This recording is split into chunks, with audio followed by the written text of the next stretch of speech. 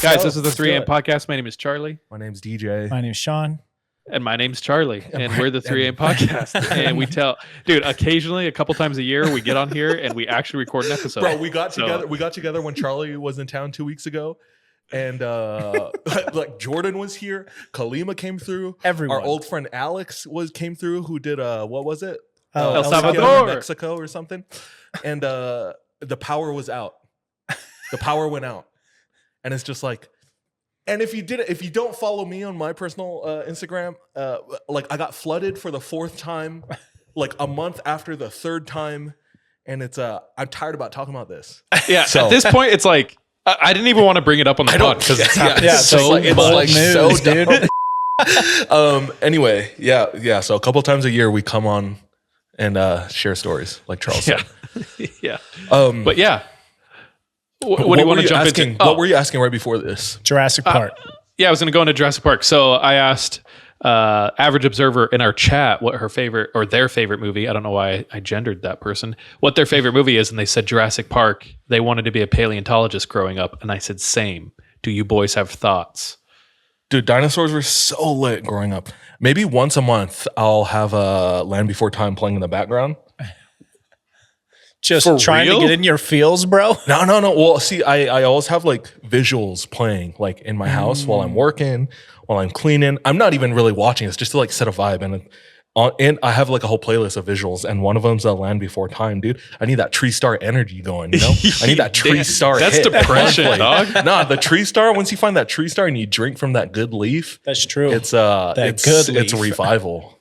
It's revival. Do you know when you were a kid and you watched like cartoons, and there were some cartoons or movies that like they had drinks or food and it looked so good? Oh yeah, dude. Like I'm trying to turn into Silver Surfer when I drink a Capri Sun. Yeah, for sure. Dude. I'm trying to go to my friend's house as Silver Surfer drinking Capri Sun. Why? What are you thinking about? I can't remember what Disney movie, and you obviously wouldn't know because you don't know shit about Disney, DJ. But there's a Disney movie where they drink beer, and I remember as a kid like thinking like that looks delicious. What's that? I think it was like Pinocchio or some shit. Like one of the really what Disney movie are they drinking beer? They like do Pinocchio, drink bro. Pinocchio. Like the OG Pinocchio? Yeah. Yeah. Like when they're plotting in the bar to like steal the kids. That makes sense because that shit came out in like 1920s, like during the Prohibition, right? Dude, that's pre-World War II. That's pre-Hitler, dog. That's so crazy. Well, that's when kids could drink alcohol and it was like normal, right? They were working 9 to 5s and shit. There was no union or wages for children back then. They were making like 10 cents a week. Yo, honestly, hey, we need to bring that back, right? What's the favor? Can we not do podcasts right now? I just want to chill with stream for a bit. Sure. Yeah. Because like the chat is going off right now. I want to chill with them for just a bit, and then we'll go into stream. Is that chill? Okay. Yeah. Okay. Someone said, missed you so much. PK for Vale. But, miss you too. And then the real deal was said, was everyone wanted to be a paleontologist when they were a kid? 1,000% I wanted to be a paleontologist. And I never admitted this. I've said this on the pod before. I wanted to be a cryptozoologist. Bro, that'd be legit. What's the difference? What's that? So cryptozoology is someone who like researches Bigfoot, Loch Ness Monster, like Chupacabra. I saw that shit when I was little and I was like, I want to do that. That'd be sick. Yeah. First one certified classic. Jurassic Park 3 is a banger. Okay. 1, 2, or 3, rate them. On a scale of 1 to 10? I can't even remember the sequels, to be honest. Okay, then this is a Sean and me segment. What happens? First one is obviously the best. Yeah. First one is Goated. The classic. What happens what's the plot? The second one, they go to. Wait, let me guess. Let me guess the plot of number 2. Okay. So the first one, I will tell you when you're on or off. The first one, it's obvious, right? They go to Jurassic Park. It's this huge new attraction. And then they don't realize that these are beasts that they can't control. So they start overtaking the park, and they like the humans are trying to escape. Life finds a way. But then the dinosaurs like take over the park, and now they're alive. Second is they go back, right? They go back, and they're trying to suppress them. They're trying to put them back in their cages. And they don't learn from the first time. The second time they go back and they get again. T-Rex spreads some cheeks, hits them with that thing. Yeah. No foreplay with the small arms, so that he goes straight raw. Yep. T-Rex just goes straight raw. No protection, no consent. The third one, I don't know. I can't. I'm done.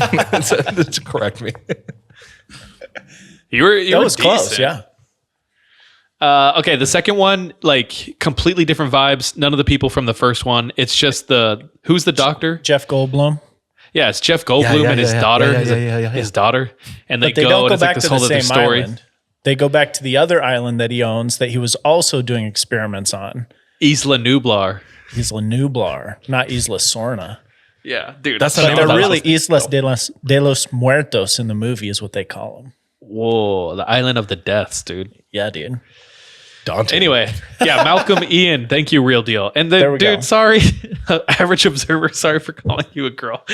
They were like, I guess I'm a girl now. That reminds me, I was in Portland and I called a very obvious they, them, ma'am, because I'm polite and I felt terrible. So anyway, let's not talk about that. I was like, yes, ma'am. Oh, shit. Anyway, then the third one, dude, the third one is fun. The third one is fun. Better than the second one, for sure. I love the third one. Yeah. The story is there's this highfalutin millionaire who's trying to go visit the park, and he wants the best people in the world to take him. So he convinces Dr. E. No, who's the dude from the first ep? Sam Neill. That's his real name. I don't remember his so he gets the original crew from movie 1 and he's like, yo, come show me. We're just going to fly around. It's going to be no thing. And then spoiler alert, they get to the islands and they land and homie's like, yo, we should not be here. Come to find out, he's not a millionaire.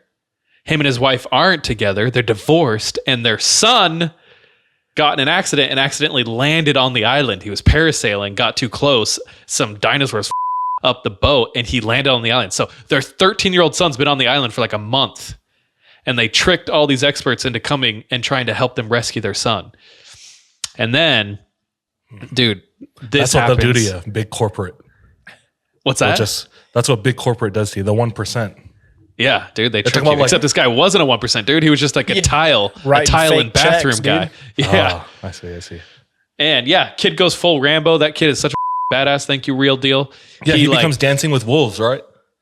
Well, dude, he's crazy. He like lives in a water truck and he's like, you got to watch out for the Petries. They're the worst. And then he gets he gets T-Rex pissed and he goes, you don't want to know how I got that. That he does actually say that. And then they steal dinosaur eggs and then they steal velociraptor eggs and the velociraptors are hunting their ass. And then they find out velociraptors can talk. Shit is crazy. That's right. Three also is 3D printed like velociraptor, like a vocal cord. And they communicated with him. Then they get the eggs. Then they gift it to the queen, and then and then there's a great fire, but her and the eggs don't burn. Oh, and then she becomes the mother of the eggs, right? That sounds about right. Leads into a whole other series. And then 8 seasons later, they f it up. Yeah, they just light the whole season on fire. The whole franchise. Yeah. Funny thing about I was lit over dinosaurs as a kid. Are kids still lit over dinosaurs? I think so. What are kids like into now? You know? Oh, their kids are still into dinosaurs. One of my coworkers said that she threw her kid a birthday party like 2 weeks ago, and it was full on like raptor themed. Whoa. So. Okay, wait. You know what f***ed me up? So you know who Sam Neill's character is based off in real life is like a real paleontologist? Who? Yeah. So it's like a real guy. He's a paleontologist and he's like a leading expert in dinosaurs. And someone met him and he's like, hey, you want to see like a real velociraptor claw? And they were like, sure. And he handed it to him and it was like this big. And he was like, oh, is this like a baby? And he goes, nope. That's a real full-blown velociraptor. Apparently velociraptors only grew up to like the middle of our thighs. Like they were a little bit larger than chickens. Oh, crazy. And he was like, yeah. Well, that's why they say chickens are like almost dinosaurs. Like they're descendants of dinosaurs. Yeah, but like they showed the velociraptors being like 8 feet, 9 feet long. And Spielberg was just like, nah, we need to make these bigger. Yeah, no. That's crazy. It's a better story. Yeah, that made me really sad, dude. Oh, that is sad. So what killed your paleontologist dream? Yeah. Growing up and not being a idiot. No, I'm just kidding. I don't know. It's like, I don't know. What avenues do you have to explore paleontology growing up? You know what I mean? Yeah. It's not an elective in middle school. Do you remember the first time that you saw a naked lady? 100. Like, did we talk about this on pod? I don't think so. Oh, okay. So legit, we were supposed to record. We had Kalima, Jordan, we had all of us. We were in Utah, and then DJ's power goes out. the entire neighborhood power goes out, and it doesn't come on till like 1 a.m. So we would have recorded a bomb ass episode a couple weeks ago, but that happened. Yeah, we all talked about when's the first time we saw like titties or first time we saw a naked woman IRL, but we didn't record. IRL. Yeah, you talked about it. You were at the beach. Oh yeah. That was crazy. I remember. It's still crazy. Dude, it got you shook, dude. It got you shook. Hold up. I gotta press this. I gotta suppress this thing. Yeah. This bone over here. That's my paleontology. yeah. Over here. Start digging. Grab the toothbrush. No. Okay. I don't remember, but I ran up to my grandpa on the beach, and my grandpa and my uncles would tell me this story all growing up. And they're like, "You remember when you were a kid? We went to the beach and we were playing frisbee, and then there was these 2 girls on the beach, like laying naked, tanning. They were like, yeah, you ran up to us and you're like, there's 2 naked ladies over there. And they're like, what are you going to do about it? And you said, I'm probably throw a frisbee at them. So this is young DJ Riz, like right four-year-old me. Yeah. 4-year-old Riz. I'm going to throw trying to throw a frisbee over there. That's so funny. But that was different from the first time I saw porn. You want to tell us? Which was also the same age. Whoa, 4? Whoa. Crazy, huh? It was on TV. It's not good, dude. It was on TV. Do any of you know Spice TV? Hell, yes, brother. Yeah, I remember flipping through channels because I was bored. I was an only child, and it's like this is pre-iPad. You know, there's no infinite content, so it's like I remember going outside when I was a kid. And we had an ukulele, go figure, in Hawaii. We had an ukulele. And I remember my mom telling me she like played violin in high school, and I wanted her to like pick up her passion again. So I remember like spending hours outside looking for the straightest stick possible for her to use with the ukulele because I thought that's how violins work. So I got tired of looking for violin sticks and went inside and was flipping through channels, and I get to channel 78, the last one. You remember the number. That shit is imprinted. Yeah, dude, it was Spice TV and straight up. Just Prawns. Pound Town? Right, yeah, dude, right on the TV. Okay, this is kind of crazy. It was 2 girls and a dude in a jacuzzi. Whoa, and he was just like, he was grabbing titty. That's the most that it showed. But like, I think I was like 5 years old. And I was just so confused, didn't know what was going on. Yo, what the is this? Yeah, that was crazy. It was really early age. Super unfortunate, but or fortunate. It's wild. I don't know how much we want to talk about this, but bro, like seeing a naked female for a young boy is like the most wild, mind-blowing shit you've ever seen in your life. It's like incomprehensible. I was in Las Vegas with my cousin, and we were at Mandalay Bay, and like at Mandalay Bay, there's like all these different pools, but there's a region that's like adult only, swimsuit optional. And you have to walk past it to like get to the wave pool. And I'm like 12 with Seth. So this is like full primetime perv. Like you lose your, like you think about a female and you're gonzo, right? Yeah. And so I was like walking down the path and I just look and there's a model without a top on, just like standing there. And I was like, I like full shut down and freaked the out. And I like ran and found Seth and I was like, dude, I just saw a naked woman. And we spent the next like hour trying to like see if we could see the same thing. It was crazy. What about you, Sean? The first time you I was already in my 20s the first time I saw in real life. What? Not even on the mission? Like some old grandma, like some swangers. I don't recall seeing that. Can you explain that a little bit and not just say that and move fast? Yeah. Okay. So to explain a little bit, in the Philippines, a third world country, every once in a while, you would just come across someone that's breastfeeding. I don't remember having seen, actually, I probably have. I just don't remember it. But they did it like casually in conversation. Yeah. So that's like, for sure. You like, to me, like, I don't even remember because it was so casual. It's just like, all right, here we go. Well, it's like, it was like taking on like a maternal role was like almost every woman's responsibility in the Philippines. So like, I remember watching like, just kids walking up to like grandmas in the villages and just like doing like crab motion, like pinching. Oh yeah, pinching for nips because they're hella hungry, and like the grandmas would just straight up just like not even like lift.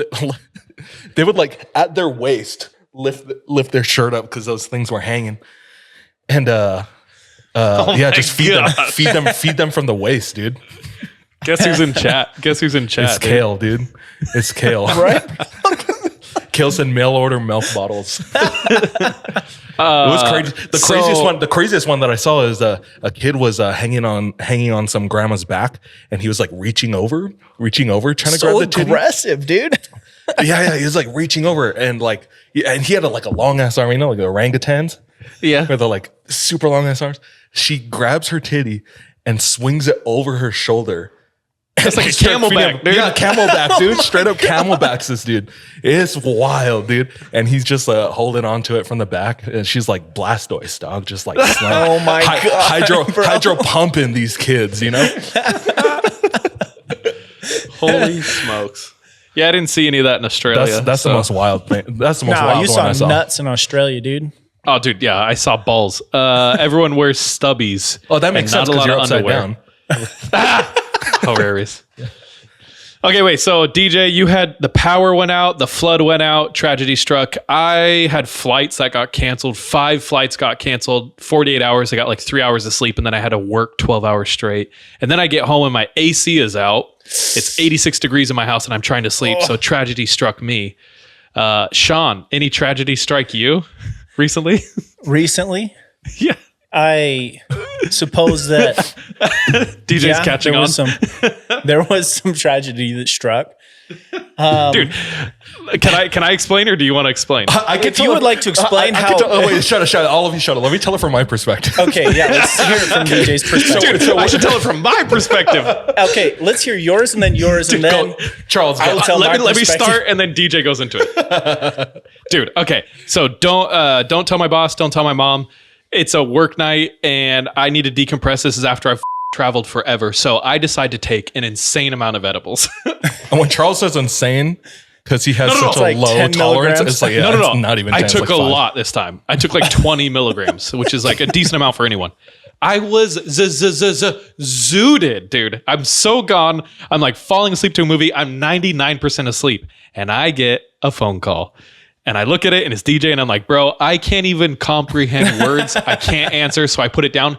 Then DJ calls again, and I'm like, you're like, oh shit. Something might be up. So I answered DJ's call. DJ, if you want to take it there. It tells me this whole situation, and I listen to him, and I just go like, DJ, I can't even feel the earth right now. I'm trying to comprehend what's going on. And it's crazy because Charles answers the phone. He's like, hey. And I was like, yo, I don't know how to put this into words. I'm having a hard time comprehending. And Charles is like, I'm high as right now. I was like, dude, I'm sober as a mother, and I'm having a hard time comprehending this. So this is going to be even worse for you. So just prep yourself. Pepper that Angus. So I open up Instagram, and I'm added to a random DM, like a group DM. Anybody can create a group DM and add you, and then they can name the group chat, right? Anyway, the short of it is Sean got played. Sean was exchanging some sexy pics with a shouty, you know? In return, she starts a group chat to leak those spicy pics. Leak the deek, baby. Leak the deek. Freak a leak. So, dude, think about the worst thing that could happen to you in your life. Your peen gets leaked on the internet, and that happened to Sean. And dude, Sean handled it so like gracefully, bro. I would be in Shambles. I thought it was a little aggressive the way he handled it. But Sean was like proud. He's like, yeah, he did. So yeah, Kale's asking which group, so I make sure But what make group? sure There's so many. yeah, so as you do, we've all been there. We've all gotten hot and heavy, exchanging text messages with someone of the same or opposite sex, and it gets to the point where it's like, "Yo, show me your body." So that goes both ways. And Sean got caught up, dude. Sent it to the wrong one. Yeah, and they yeah. leaked his ding-a-ling, and they tried to target people who we knew. And Sean, you handled it so gracefully. So from my point of view, earlier that day, we'll rewind. This That is me morning, not taking an edible. I get a friend request because my Instagram is private, and I look at the person's following 3 a.m. I'm like, oh, okay, it's a follower. I accepted the friend request. Then she sends me a message, and it was casual, just like, hey, how's it going? Just wanted to follow and chat, make new friends. Dude, And don't do deets. Don't do deets. okay, You don't want the listeners to know how easy it is to get a dick pic from you. Well, now it's going to be hard. I know she ruined it. It should be. Anyways, one thing leads to the next, and at some point, I am the recipient of some nudes, and in my mind, I'm equality. This is only fair. No, you were taught manners, dude. Someone gives, you give. I give back. So I sent some quality nudes back. Now, after I do this, they message me back and they're like, let me see one with your face in it. Because I want to see your face. Time out. Red flag. Exactly. I'm like, how quick did you know? Shit. Like, It was almost instantaneously when I saw the let me see it with your face in it. I was like, me. I just up. And so I deleted it, blocked them, and then almost instantly after that, I see this group message get added with a bunch of people from 3 a.m. And I'm like, oh, brutal. Shit. So they went to our profile. They added like people we follow, like our personal profiles, and then 3 a.m. profile on like a handful of listeners. And so I went and blocked them and another account because there were 2 people in on it. yeah, it was like a coordinated thing. I saw the whole exchange. Dude, long story short, I don't think it was a real person. I think you got fully duped. And they were going after you, trying to get stuff from you. But Sean, you did the most Sean thing in the world. They were basically like asking you better listen and do their demands or they're gonna leak. And Sean basically said like, then leak them, dude. And they did.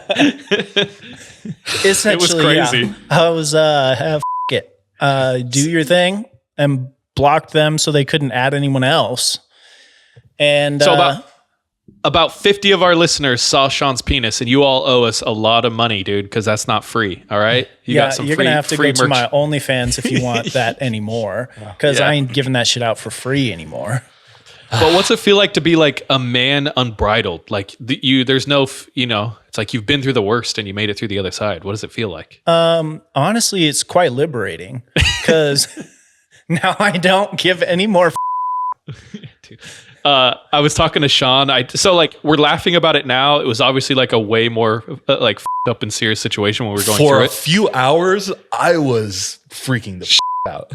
Yeah. So when DJ called me and I'm high, he was like, I don't know what to do, dude. I don't know what to do. Like, I'm freaking out. And I'm sitting there being like, oh my gosh. I have never in my life like thought of a situation that like, the thing is I wasn't even like a part of it, but like I was like adjacently related. Sean's one of my best friends. I'm in this group chat, and it's like I have never in my life thought about a situation where I'd have to deal with this, because I was like, I'm not planning on getting myself into this, and somehow like we were, and I was just like, I don't know what to do. Yeah.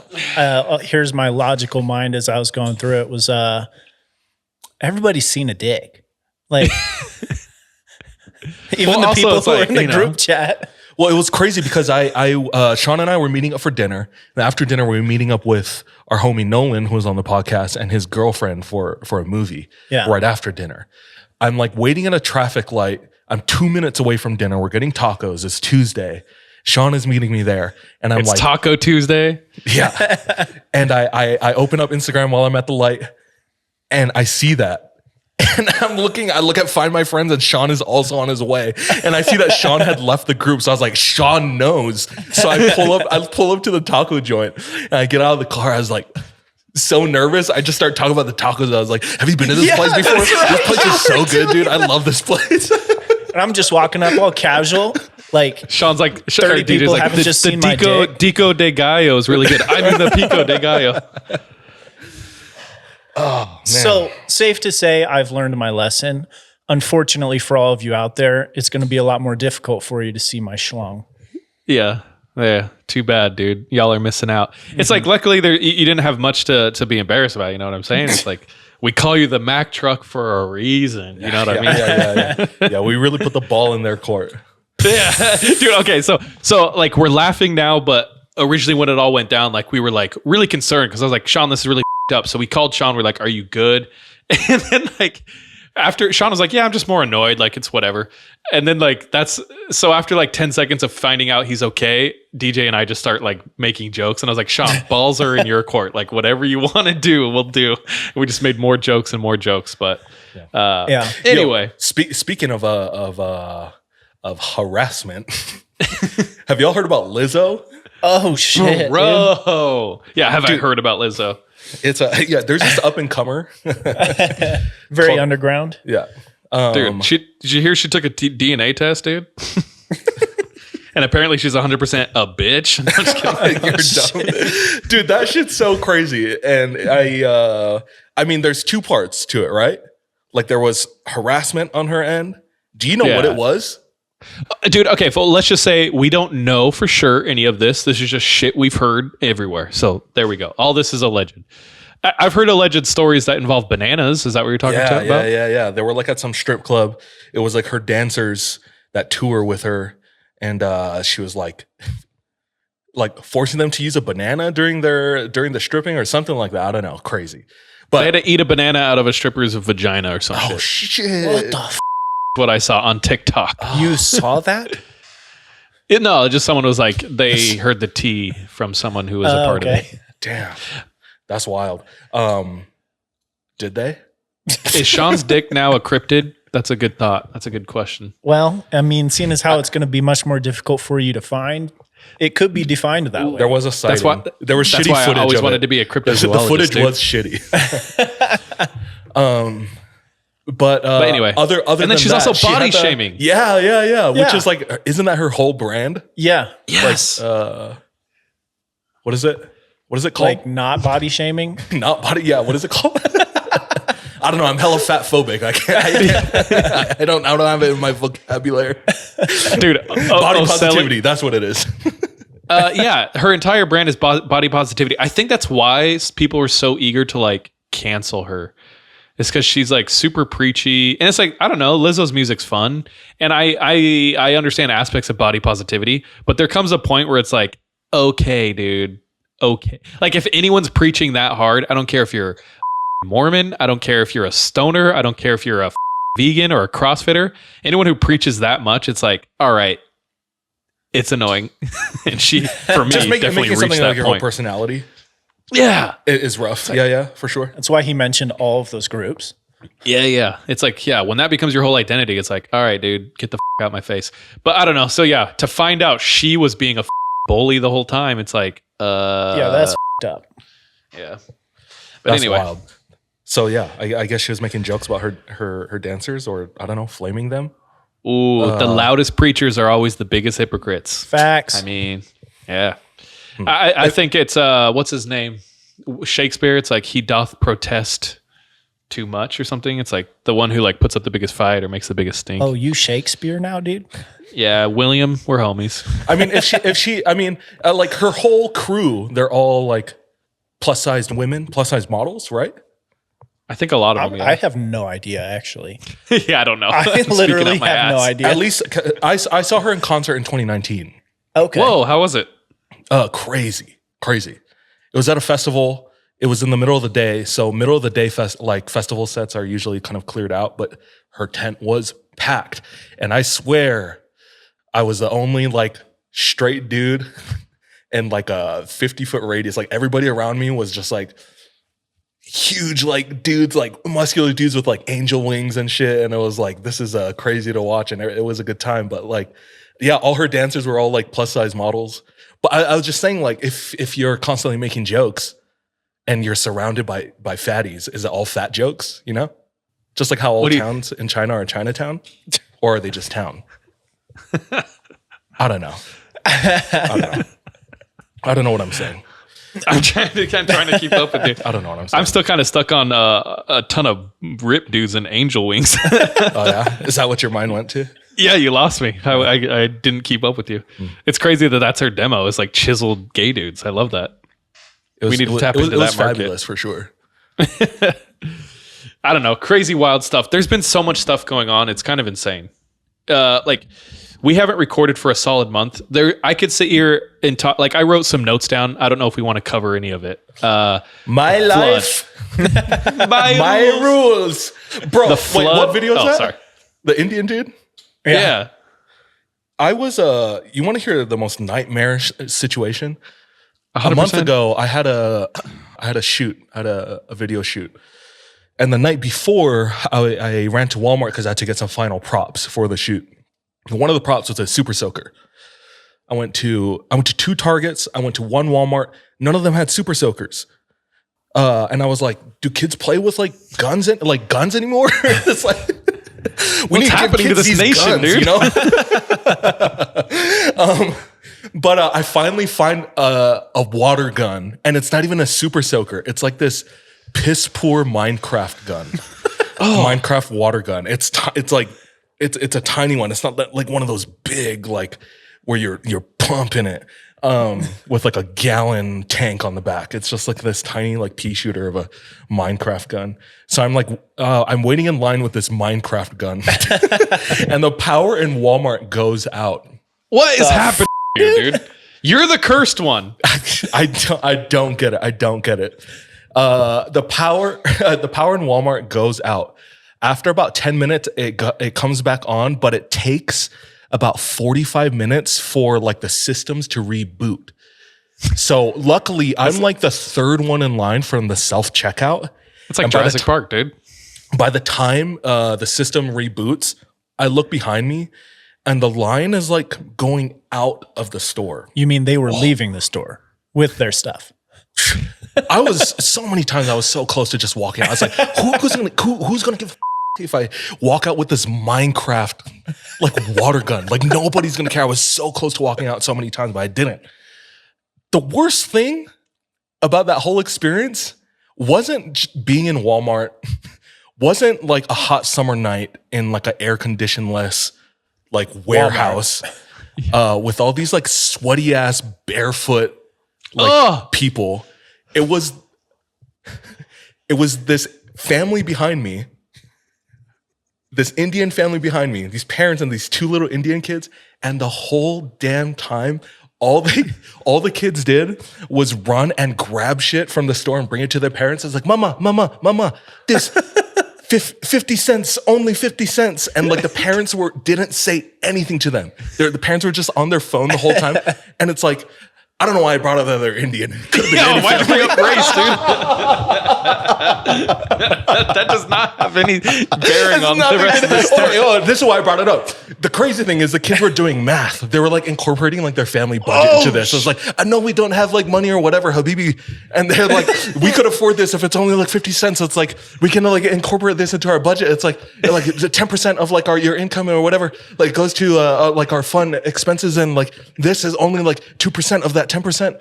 And they were like doing math to their parents and spending it. But literally for like 45 minutes, they were running, grabbing shit, like not even like fun shit too, not even toys. It was like weird, like shampoo and like you're saying they don't have shampoo, like bed sheets and stuff. And they're like, mama, only $5 on this one. And I was just like, the whole time the parents weren't getting irritated. They didn't say anything to their kids. They were just like grabbing them and putting them on the side. And by the end, there was like this big pile of the most random shit ever, dude. It was a nightmare standing there. All I needed was this Minecraft water gun. That sounds like a fever dream, dude. I was so mad. Dude, mad. that kind of reminds me, like in high school, I was friends with two of the biggest drug dealers in our high school, and they were not that smart for the most part. Who? But when it came to who? Do you want me to dox them? No. Who is this in high school? Two biggest drug dealers. Oh, they were gotcha. two of my good friends, but they were like the biggest drug dealers I knew. Sure.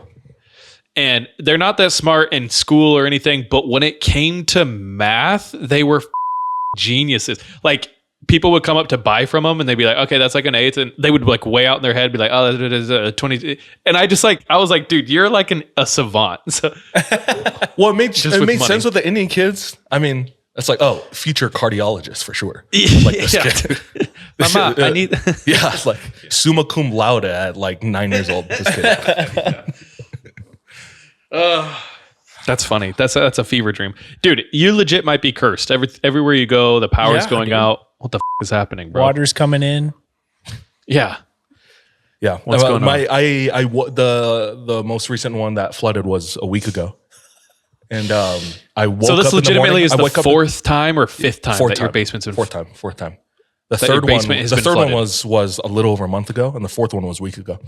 I wake up, beautiful morning, I'm excited for the day, feeling motivated, and I take the sheets off me and I put my feet on what is it? Wet carpet. And immediately, I'm not even mad at this point. Like I know exactly what to do, dude. I'm a pro. I'm a pro at cleaning up these basements now. So I immediately went upstairs, grabbed the shop vacs, grabbed the fans, and just started going to work. A day in the life. Damn. You know how like who cares anymore? You know how there's so many dying kids in the world? It's like it's just statistic. Who gives about these dying kids? That's my basement now. It's like they're hungry. You know, oh, your basement's wet. Who cares? Who gives a shit about your basement? Do something about it. Yeah. So I'm just like, I called my mom. I was like, the basement's flooding again, and she was like, "There's sandbags. Like you can get sandbags." I was like, "How about you fix your basement? It's like, fix your damn basement, not sandbags." Has this shit like rocked your faith in God, dude? Or just like, actually, it kind of strengthened my faith. Like, I know he's up there and he's with you. Yeah. How did it flood this time? Someone's asking. Arrive here 2 by 2. We had flash floods in Utah last week. Oh yeah, Crazy. dude, it was wild. It was pelting the windows the night before. So I was checking outside, like looking at the stairwell and stuff, and we were looking good. I set an alarm in the middle of the night to check. Woke me up. I went to look. We were still good. And then in the morning, it was sunny. I was like, good. We made it through the night. So you fell asleep on the watch, dude. Nope. Not at all. So that's that. Damn, dude. Sorry, man. I know. It's okay. So I know I already said it, but I came home from a week-long trip in Utah, and it's just me, and I walk into my house. This is Florida in July, dude. And it is 86 degrees in the house, and it's 70-something% humidity. And the air conditioning is broken. So I had to sleep for 2.5 days in that, and it was brutal, dude. It was rough. Welcome to me and Sean's mission. I'm straight up. At least you guys had Erukan, dude. No, dude. We had a fan. No. And then sometimes you'd have the power go out, the fan would turn off, and you would instantly wake up in the middle of the night when the power went up. I could tell. Yeah. I would wake up immediately. The fan goes off, and just beads of sweat start forming instantly on my face. And then I wake up in the morning, power's still out, no electric fan. And there's an imprint of sweat on your bed. I get up from my mattress, and I could see just like Hiroshima levels of like shadows on my bed, but from atomic bomb flashed him. Yeah. That's the outline of that Insane. child. I took a leaf out of your book and I opened the back door. I put a big shop fan in front of it, and then I put my mat on the ground right in front of the fan and just slept in front of the fan, dude. It's like the only way I survived. That's so crazy. Did you see Oppenheimer? Yeah. No, I lived it, dude. In my genetics, bro. Imprinted. My hero, Oppenheimer, doctor. Fantastic movie. Opinions. Did you see Barbie movie? Not yet. Nah. I went and saw it by myself the other day. Yeah. Oh, how was it? It was great. It was fun. It was fun. I enjoyed it. I've heard either it's great or they hated it. That's the only, at least from dudes. It's great or they hated it. And then all the girls I've talked to, they loved it. I enjoyed it. It wasn't my favorite. Like it was a good time. It was just I mean, obviously the it's not even undertones, it's overtones. It's heavy, like what they're trying to push. Yeah. But for me, like the movie's not made for me. Not that I can't learn anything, but it felt like looking on the inside from the outside. Yeah. Kind of like a fly on the wall for me as a dude. But I don't know. Good movie. Talk to Me was great. Talk to Me was good. Dude. Talk to Me was great. I'm gonna go see that this weekend by myself. Super fun. Very fun. Yeah, movie. it's way fun. Did the Rocka Rocka boys do well? Yeah. They're already making a sequel. Oh, for real? Oh, crazy. They were already writing the sequel like while doing the first one. Insane. We've followed Rocka Rocka boys since like their beginning. Like yeah, me when they're on especially. YouTube, they were making like stupid YouTube videos like Jedi versus like Harry Potter. Oh yeah. Yeah. And dude, Jedi I versus kind of wizards. explained this to MJ, but like she didn't understand the world, but it's insane because they're our age. You need to see Barbie movie, dude. What's that? My stupid wife doesn't understand the world, dude. Okay, babe, listen. This YouTube video. Yeah. I'm Ken, Mansplainer. you're Barbie, or whatever the theme of that story is. No, but my point was like, we've watched them for 10 years, like the Rocka Rocka boys, and they started with making YouTube videos by themselves in Australia, and now they are like in all the theaters across making America. And that's A24 insane, movies. dude. Yeah. That's so crazy. It's like crazy. I'm proud of them in a weird way, like in a parasocial way. I don't even know them, and I'm just like I feel connected and proud of them. Going back, I agree. Going back to the whole Barbenheimer thing. We went to theaters opening night for Oppenheimer. Me, Sean, homie Tom was in town. Was Jordan there too? Yeah, Jordan and Tom were. Yeah, it was dude, do you remember going to the movies as a teenager just 10 years ago even? And like the air was electric, like on opening night for blockbuster movies. Right? Mm-hmm. You remember 100%. Being so excited to watch certain movies? Star Wars The Phantom Menace. Yeah. When's the last time you felt that? Like excitement. Yeah, where like there's a collective like excitement for these blockbuster movies. It's taking a while to think, so I assume it's a while. Yeah, I don't feel excitement. Pre-pandemic for sure. Way longer. The thing is, it was like going to the movies that night. I felt that again, and it was like crazy. And it's crazy too because when you think about it, it's like these are like new original ideas. Yeah. Like Barbie's, obviously Barbie's been around forever, but not on a big screen. Barbie and Oppenheimer. Sorry. Yeah, Oppenheimer's been around for a while too. yeah. But like these aren't like franchise to hell. True. You know, IPs. You know, like we're not getting like the 20th Fast and Furious movie, which I'll still see. We're not getting like Star Wars 38, which I don't know, maybe I'll see, maybe not. But like these are just like new ideas, and everyone at the theater, like you could tell too. Like if you went, and you've probably seen memes. Half you knew who was seeing what that night. Half the people were wearing pink, looking fly as hell. And then everyone half the people wearing black, looking fly as hell. Yeah. Girls were like calling us out and like, how is Barbie? Because all of us were straight wearing black. Girls thought they're so damn funny, like calling us out. Oh, you seeing Oppenheimer? But it was exciting, dude. It was cool to be like in that environment again, where like the air was like literally electric, and I felt like excitement for these new movies. Yeah. Dude, it's been so long since like that shit's happened. I know. And it's like, see what happens when we, you know, try something new for once instead of just capitalizing the hell out of just the same old boring ass movies. Yeah. Well, it's weird because Hollywood might die, dude, with the writer strike and stuff. Oh, yeah. That is wild. What's going on with that?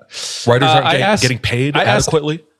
I asked Eric to come on and explain because I have a buddy named Eric. I grew up with him in Visalia. Eric lives in LA. Him and his wife are creatives who, I don't know if I'm allowed to say, but she's worked for like Cartoon Network. She's worked for a couple different like really big networks. So they're like really into the What's going on? Yeah, and they're really passionate about it. I think it has a lot to do with like the writer's strike because of AI, and writers need to be paid more, and I don't know. It's crazy. So I don't really know. So I've asked him to come on and explain, but it seemed like most things were getting shut down or delayed, except for like there are a couple of like film studios who are still going. Like I think A24 is one of them that's still filming stuff because they're not part of, or they're. I watched like a pretty long video on this. It was they're agreeing to still pay the writers like equally or what they should be paid or something like that. But there's still some that are being recorded. Okay. Well, we'll see. We'll see what happens. It'll be next year's movies will be trash.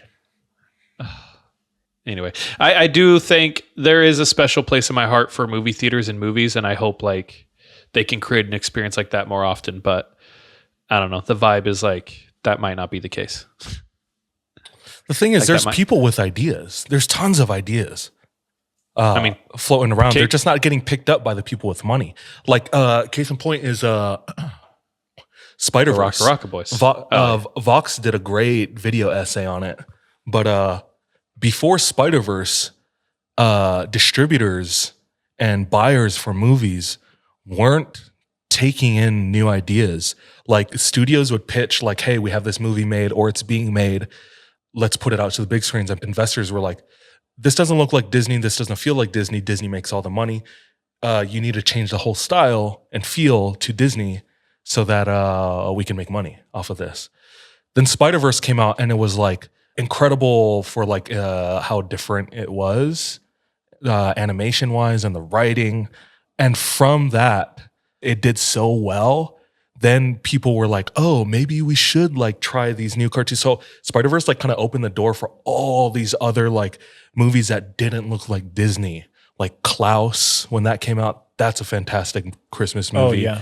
That won like the best animated film the year it came out. Yeah, it did. Bunch of other movies have come out since then that have gone their own way outside of like the Disney box. And it's, I don't know, it's just dope. I think there's a lot of room for ideas, but it just sucks because like there's not a lot of crossover between the creatives and then the people with money. Yeah. You know, there's actually, trying to I think there was a writer's strike back in 2007 or something like that. And the next year after the writer's strike, there was very apparently like a bunch of movies where the studio had taken over and the movies were just dog shit. Oh no. So that's probably going to happen again. Probably because it doesn't have like people who know what they're doing and can write a good movie versus some exec who's just going to crank out money-making material or what they think people want. And I think the general public is intuitive and can sense when something is like authentic just, or inauthentic. Yeah, a exactly. Money grab. Yeah, a cash grab or authentic, real creativity. Australia in chat named a couple other animated movies because I failed to, but like Teenage Mutant Ninja Turtles, The Puss in Boots. I heard Puss in Boots is like incredible. It is incredible. That's what I heard too, actually, especially the most recent one. The most recent one two is, of them, right? Yeah, no. The first one is fun. The most recent one is Came out last a year? great animated movie. Raving reviews. I liked it a lot. Music's the same too. I've been watching it too. And it's crazy to see AI and also TikTok, how social media has influenced music. Oh, you know? yeah. So many artists are trying to make like the next hit on TikTok, and it's insane. For example, Kid Laroi. Yeah. He has that song with Justin Bieber. Mm-hmm. What's it called? I'll be up. I know how it goes, but I have no idea what it's called. That song is on top 10 most streamed songs of all time on Spotify. And that song came out, 2 years ago at most? So like social media, obviously no one's arguing like the huge influence social media has. but I'm worried about like the shelf life, because you know how quick things die as a trend, right? Like you can share a meme and people will be like, I haven't seen this meme for 3 weeks. That's old already, you know? And it's just crazy because it's like, who are we feeding? Like, who's the beast that we're feeding right now? Are we just trying to feed the public and like they like digest things really quickly? It doesn't matter if it's cheap goods or not, and they move on to the next thing. Like, are we creating like a real, like authentic following? I don't know. I'm getting like really into the weeds about this, but it's just it's just a wild time. Like it's controlling like a lot. I'm not saying it's good or bad. It's just very interesting. And when I take a step back and look at it as a whole, I don't know how this will like affect our future as like creatives. Obviously, I think about this as a creative. Yeah. I've heard a lot of different like takes on this, and there's so many different like takes and aspects of this. I think this is my overall take of like AI, authenticity, and where creatives are headed. Right now, AI is exploding. A lot of people are afraid that it's going to take over their jobs. And what I'm seeing in the creative space, because DJ and I both work in the creative space, is so many people are using AI. They're using the same templates. They're using all these tools, and they're slowly looking more and more the same. So if you can find a way to be human and authentic, I think ultimately and eventually you will shine brighter against the sea of like all the same. For instance, like I work in social media, I work in all this shit, and it's like everyone uses the same templates from Canva, every company, and that's like that's all they do. And it's just like the more they do that, everyone's going to become the same. So if you become like, even at this podcast, if we just stay ourselves, we will eventually shine brighter against a sea of just like Stay monotony. Super fast clip. Yeah, like like 11 ghost stories to make you want to shit your pants. Like, I don't know. Like everyone You'll does that never now, so I don't know. believe. Yeah. So I don't know. Anyway, I don't know. We can get into it, but Grimes I had don't one want of it. my favorite responses to that with AI in regards to like her music, because people started coming up with like voice generating AI. Like people were doing like the Drake or Post Malone voice AI over like Post Malone type beats. And it's like, oh, this legit straight up sounds like a Post Malone song. And Grimes said, anybody who uses my Grimes voice AI, like I'll give you 50% royalties, which is what I do with, people that, other artists that I actually collab with. Cool. So if you go to like Spotify and search Grimes AI, people have like made songs with her AI generated voice, and they both get paid for it. Oh, So yeah. I don't think it's gonna take over all of our jobs. If anything, like there's always gonna be needs that only humans can fulfill. We always reinvent ourselves, and we'll use technology to our advantage. I don't foresee like a Skynet type of situation. I don't know. At this point, Terminators. I'm not surprised. Anything could happen, and I'd be like, yeah.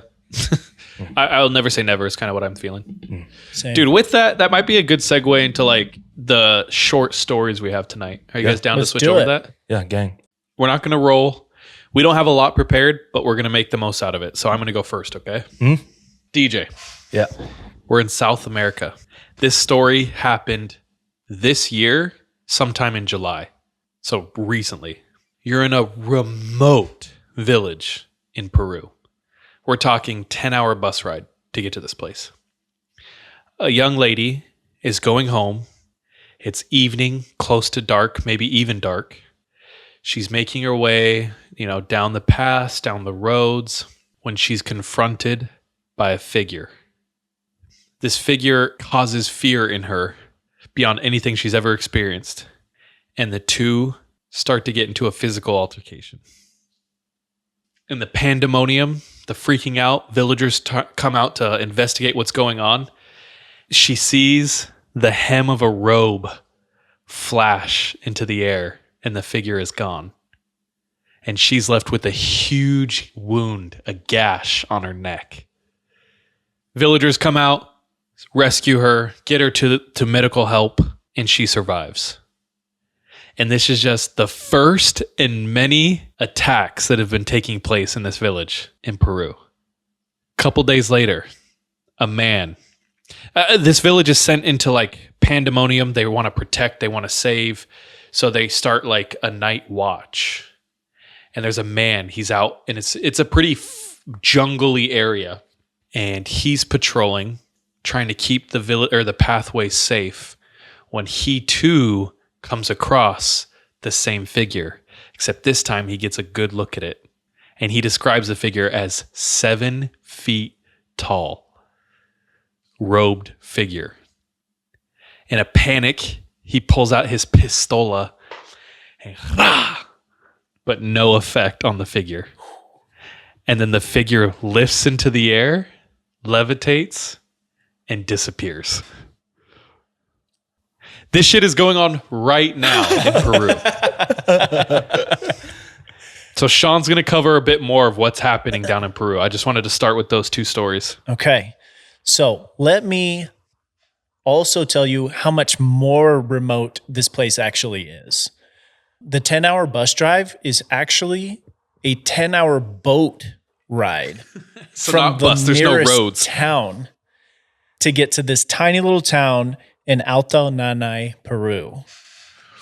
This place, the last time they recorded the census, had 1,300 people in this tiny little village. They believe that they are being attacked by aliens. Furthermore, they've described the aliens as... Why have the tables turned? Yeah.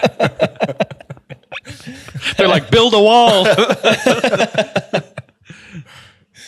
So while also describing them levitating into the sky, they described the extraterrestrials as having large heads and yellowish eyes, and these mysterious figures were immune to bullets. And there was a video taken of one where it looks like it's shimmering, kind of going up into the trees, like exactly how you would imagine Predator from the Predator movies. Like exactly like that. They look like humans, or are they like gray? No, they're described as having large heads and yellowish eyes. Large heads, Yellowish eyes. and yondis. And some of them have masks, like they're wearing masks. Ooh, Yeah. But dude, this village is crying for help. They're asking for help. They're like, we are being attacked. We've been being attacked for over a month. what? The kids can't It started sleep. July 11th and hasn't stopped since then. And it's so remote. Like, we don't know what's actually happening out there. I'm looking they it up. They just got the word out. Now, the aliens are being dubbed the face peelers because they are, well, okay, first of all, let me just tell you, I saw a video today of an alleged victim of the face peelers, and I have to show it to you, bro. You have to watch this. So I Sean screen recorded it because it's going to get pulled down. Because it's going to get pulled down. Okay. So I got to show it on my phone. So Let I'm me know looking your up honest thought, online. DJ. It's like the tribes. Oh, okay. Like literal like boonies, Peru. In the middle Like of grass nowhere. huts. Grass huts, Peru. Yeah. Let me see this. DJ, you got to react. Tell me what you see. What's happening? I am reacting. Sorry. Oh, That made me kind of sick. Like I'm kind of tearing up. what's going on? It's just a dude like a dude. Sorry, it's a dude on the lake, on the edge of a lake. He's deceased, and like the authorities are like carrying his body, and you can see like his like head lean back because they're just like carrying him by the arms and legs, and you can straight up see. I don't know if it's a mask. That's not what I thought at first. That's not what I thought when I watched it too.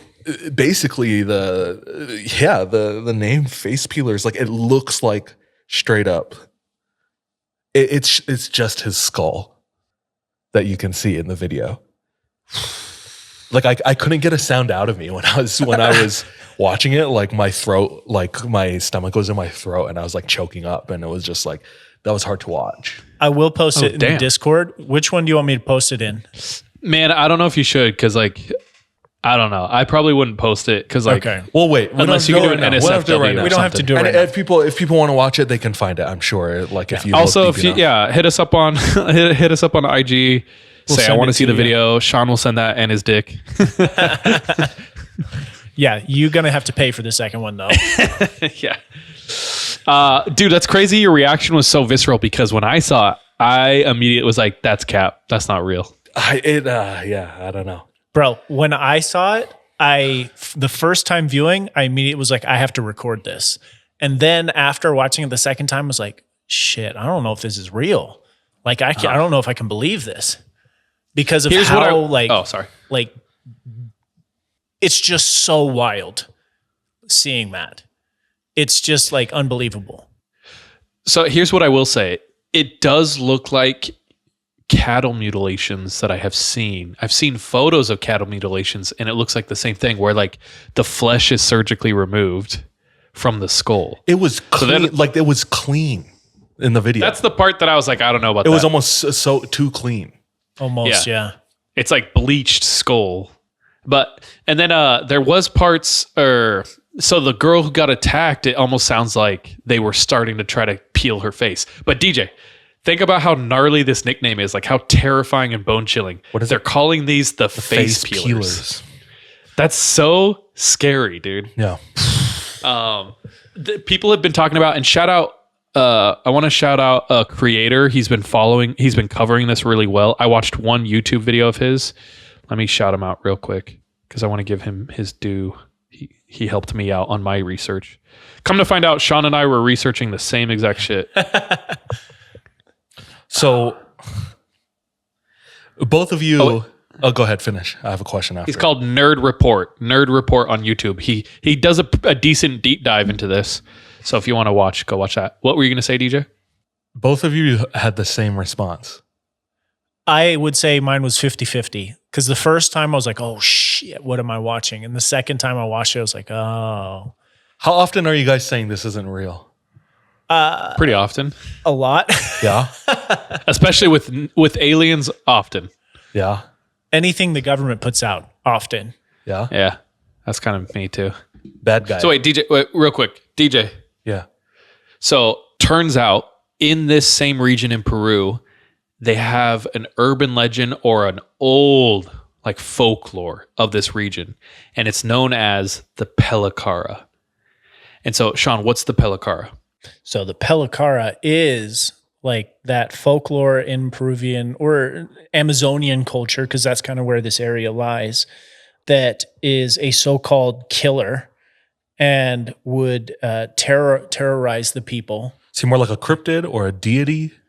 I think he's like a demon or a Just deity. Yeah. Described as like a deity, like a demon deity, Yeah. and would terrorize the people. Okay. So that's one other possibility. People are describing these aliens as that mythical creature, essentially. But then there's a whole other party of people who are saying that this could just be people with technology. That's even scarier. Well, yeah. One of the theories is that it's people who are like trying to scare these villagers out so they can mine there in that area. And it's very Scooby-Doo. That's Scooby-Doo-esque. I love So it. Scooby-Doo. But it's Old Man Jenkins. also people who think they're traffickers. Oh, even scarier, dude. Yeah. That shit to me is scarier than aliens for some reason. I Kind don't of, know. yeah. If it was a Pelicara, then that would be scariest. Some guess. deity rolling around like peeling people's faces off. But then right underneath that would be like an actual person doing this. Okay, actually, let's not get off the Peru part real quick. Okay, yeah. But eventually I do want to do a whole discussion on aliens with you guys. Yeah. What's interesting is there's like a long history of alien activity in Central and South America. It's like even from the day of the pyramids and like some of the petroglyphs down in, the Nazca lines in Peru is like feels like they had help from extraterrestrials because like how the hell did you build this? And you can't even, the only way you can view it is from aerial views, right? Yeah. And there's like weird petroglyphs and it looks like people in UFOs. So anyway, there's a long history. There's also one of the biggest events of alien activity that I want to do a full deep dive on.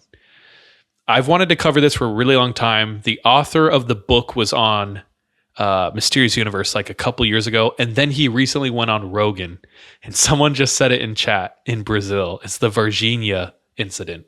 That shit is the like, I hate alien stories 99% of the time. If there's one alien story that I've seen that is piqued my interest fully, like fully bricked my interest up, it's the Varginha incident, dude. It is. I'm reading about it right crazy. now. Don't read about it. What are you doing? Don't read about it? No, we're going to deep dive. Full deep dive on it. Oh, okay. Yeah. I'm just getting, And I don't know anything about it. So you know how I told you I want to do an episode on the Amazon and aliens in Brazil? Yeah. This is the incident that we will cover eventually. And one of our listeners, one of you guys out there, was backpacking with her spouse in Brazil and had an incident in the Amazon that she shared with us. So I want to cover that too. She's a longtime listener, big fan of the pod, and she shared her experience. So we'll talk about that. So anyway, South America. Yeah, Crazy relationship with aliens. Yeah. Here's what, I don't know. It's like anything could be happening down there and we really wouldn't know. Like I got a lot of my source from the Daily Mail, which is like not credible. And also TikTok. So who the knows? But like none of us truly know. So that leads me into the discussion. We've talked about aliens before. People have gotten angry at us saying you guys need to cover more alien stuff. And I have shared my opinion. Here's my opinion. Up until recently, aliens are very boring to me. And they're boring because it's like, we will never get definitive answers. I don't know. They're just like so abstract, and it's like they don't play by the same rules, and who the knows? And there are aspects of aliens that really interest me, but overall, aliens are, because like, I don't know, up until recently, aliens are just like, I saw a light in the sky, and then there's that, right? Time blips, stuff like that. Yeah. And I don't know. I always thought aliens were real growing up and when I mean real, I 1000% mathematically believe that the possibility that there are other inhabited planets is most likely, right? Because space is endless. It's endless. So yeah. Now the question is, so it's not that I believe in aliens. It's, do you believe extraterrestrials have visited us in this planet? Yeah. That one is interesting. I don't know. I think it's entirely possible. And I think that's an annoying answer. I thought it was more possible like 2 weeks ago. So here, what I will say is I always thought it was real and that the government most likely was hiding some shit. But now that the government is fully leaning into aliens being real, I am being a very annoying conspiracy theorist. And the more they say it's real, the more I'm like, I don't think it's real anymore. So when the Pentagon during the pandemic, when the Pentagon started saying aliens are real, I was like, all of a sudden, I don't think they're real. So had the same reaction. So that's understandable. However, this is what I will say. That was my opinion until a couple weeks ago. I had dinner with some cousins. Someone was at that dinner who I will not reveal, but they work for one of the top technology companies in the entire world. And he said, I am in the boardroom meetings of the absolute top, like state of the art, cutting edge technology. And he goes, so what I said was, I think it's fake. And I think it could potentially be like Chinese drones or Project Bluebeam, which I can go into. I was like, I think the government is just using it to like try to trick us, to unite us, to either instill more laws and bring us all under one, one world order. And I said that, and he goes, there's no way. Like the Chinese do not have technology this advanced. And that's when he's like, I'm in the rooms. I'm a part of like the cutting edge technology. He's like, we hundreds of years off of what. And then he went into David Fravor, the pilot, his experience, how they tracked multiple, not sonar, but like multiple tracking systems tracked this thing. So we have the data from that report, visual from like renowned pilots, and him describing, he's like, there's nothing we have that could remotely replicate an object flying like that, maneuvering like that, and then moving from water to air. He's like, that we're hundreds and hundreds of years off. There is no way we have anything like that. And the more he talked, the more I got convinced, and I was like, okay, I don't know what's going on here. It's a toughie. So what are your guys' thoughts? The real PsyOp is they're telling us that they're real so that we think they're not, but they actually are. Oh, it's working. Here's kind of what I think. Actually, what I actually think is I don't think they're from. This is so annoying. Yeah, what do you actually think? I don't know if they're. So I definitely believe in aliens. I believe that it's very potential that our world is being visited by beings, but I think they're interdimensional and not so much traveling from other planets. Oh, we're talking multiverse, not multiverse. I'm talking like dimensions outside of our Gates. realms of perception, and there's a way that they have figured out to like move between them. Okay. Is that not a multiverse? I not exactly. Like multiverse is like multiple timelines happening at the same time. I'm just talking about like, I mean, I guess, I don't know. That's kind of what I think. And also if you're Mormon, it's like you kind of believe that that's, we can open up portals and conduits into other realities and dimensions and move through. And I think that's potentially what's happening. Bro, I've been thinking I think a lot of religions believe that. Are- Not the people like at the base level might not think about it, but if you look at like even the Bible, it has shit like that. True. And Bigfoots, interdimensional travelers. That's how they disappear. So a way that we've dropped the ball is there is a kid, and I call him a kid. I shouldn't call him a kid. There's a listener of the pod who reached out to us a long time ago and goes, I have an aliens. And this is back when I hated aliens. And I still do. I hate aliens. He was like, I have an alien story. I know you guys don't like it, but I was just on Corbell. Oh, I think I know who you're talking about. So I was just on Corbell's podcast. One of the biggest figures in the alien world. He's constantly on Rogan. He's dropping latest news. And he's like, I did a podcast with him and he said it's some of the best like alien evidence. Do you guys want me to come on and share? And I was like, yeah, we should. But I was also like, I was on a trip, so I didn't organize it well. But he has like footage of seeing aliens or seeing a ship. And he's like, I'll come on and share it with you guys. I have a question. Unrelated. Is it time for one? Yeah. Let's do it. What happened with the lady? The airplane lady? Oh, that's another thing. It's like, okay, so sorry. They're pushing out all this narrative. And this is conspiracy theory, Charlie. And Who's when I say they, who the is they, right? The media, they are pushing and promoting all of these stories. So they had the UFO trials. The Pentagon casually says aliens are real. Everyone's like, what the this lady sees this thing on the, I don't know what the real story is. She's like, that's not a real person. Yeah. It's like, is that a shapeshifter? Is that an interdimensional being? Was she just high on pills coming home from, wherever the she was? Was she a plant? Yeah. It's so weird.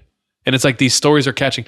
So I was sitting across from this person at that dinner, and that's what I was saying. I was like, I don't know. I feel like the more they push the narrative, the less I believe it. I think they're just using it to distract or to try to instill trauma, because the more afraid your population is, the easier they are to control. Agreed. And then they were just, and then they came back and they're like, I don't know. I think it's real. And I was like, I don't know. I'm not going to say. It's already working then. Yeah. It's like, I don't know. You don't think it's real? Know. What do you guys think? Where are you on the fence? Because you're on the fence. You're not decided. No, I think aliens are real. I think this planet has been I think this planet has been visited. But I think that the government finally leaning into the narrative, I don't think they're just putting it out there just to inform us so that we know. I think they're using it for a specific reason. Is there a reality where you line up with them? Explain. Because it's like, let's say you were a conspiracy theorist 20 years ago, and you're like, the government has to recognize this. And then now they're recognizing it, and you're like going against it. It's like it feels like a conspiracy theorist like live in a world where anything is possible, except for what the government says. Don't believe like nothing's true. Like I know Does what you're that saying. make Yeah, sense? and I prefaced it with the person I was talking to. I was like, I know this is going to be so annoying. Because like the second they started saying it's real, that's when I'm like, oh, I don't know anymore. Okay. I think it's just like a super deep distrust in like anything they say. So like I think it's Yeah. real, but I don't think they're just telling us out of the charity of their heart being like, we need to inform the people. I think they're doing it to like get us in a state to where they can. So what are they distracting? Have you us ever heard from of then? Project Bluebeam? Yes. Do you know what I'm not super the goal familiar. of Project Bluebeam is? No, tell me. So Project Bluebeam is okay, and I'm going to take this is me pulling this out of my ass. I did not prepare for this, so forgive me because this is going to be misleading. Project Bluebeam is a psyop that was planned, and they tested it, and who knows, they could be literally doing it right now, where they used projections in the sky to recreate what looked like solid objects, and they tested it on different South American villages and things like that. And the idea is that they are going to fake either the second coming of Christ or alien attacks to get the world to believe in it so that they can then usher in one New world order. government. Sure. Yeah, because like if the second that the world humans get attacked by aliens, all the leaders are going to be like, yo, we got to We gotta band come together. Give us all the power so that we can fight these aliens. And all of us are going to be so afraid. We're going to be like, yeah. I mean, Like, that's anal- kind of what 9/11 was, you know? So a lot of people say that those are like events that were slowly getting us ready for that. Yeah. And then them kind of like, so also, you know, the AI trend on TikTok, a lot of people are like, they're just preparing you guys for like when they finally unroll and unveil all this shit. So I don't know. Who knows? So where does that leave us then? I don't know. What do you think? What are your thoughts? I You don't guys, know. I think I'm I think- over here on the spectrum. I want to hear where you guys are at. I want to believe. But Okay. What is So, it called? Mr. Fox Mulder. Okay, X-Files. I am on a similar space as Charles, though. Is I think that there are things or aliens, and we have been visited, but because of the amount of things that are being pushed currently, I don't think all of that is real. And I do think that they're prepping us for something or doing something behind our backs currently. it's either that. So I've heard the quote in government, don't let any tragedy go to waste.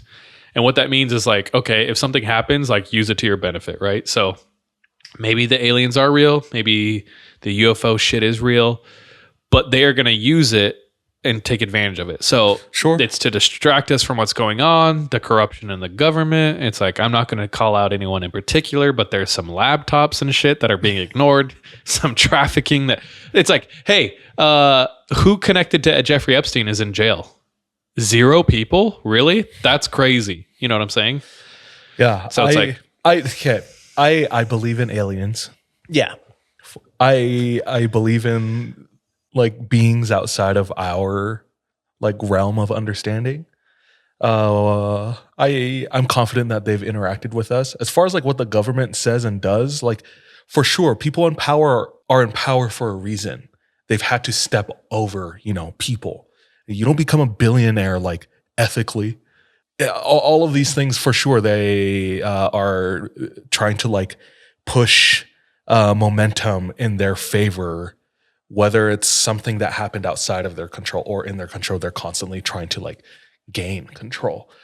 I think whatever it is you and me and chat believes, I don't think any of that matters or will carry any weight.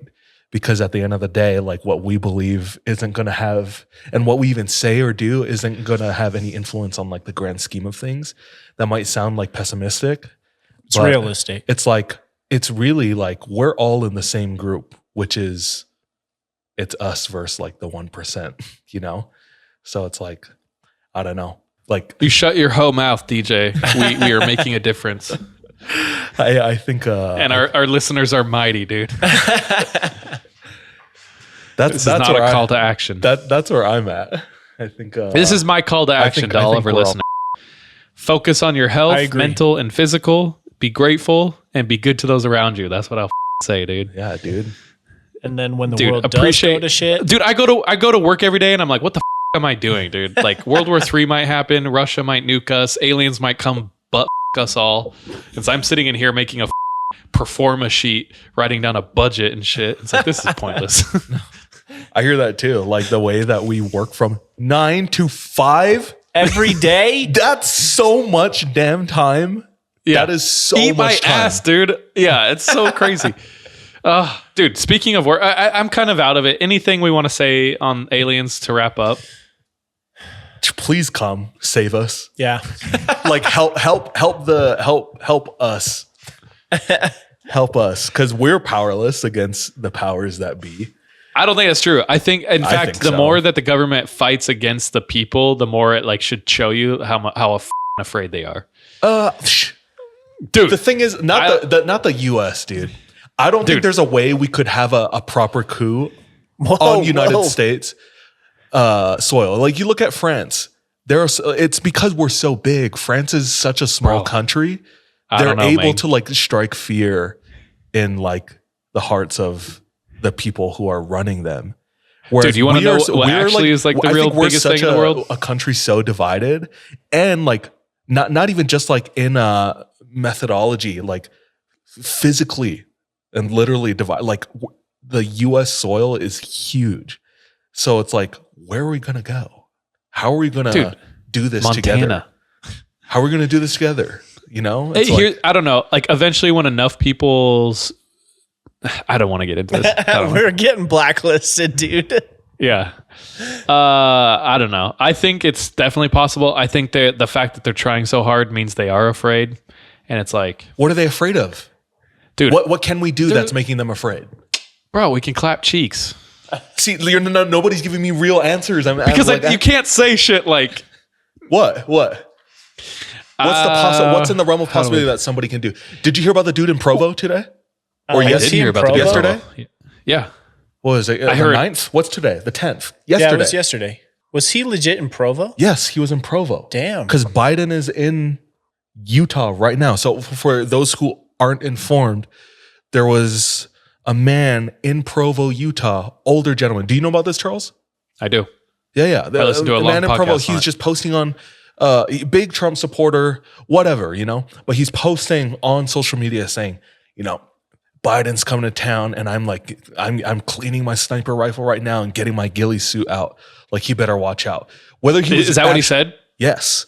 Whether he was going to act on that or not, he was posting those words on social media.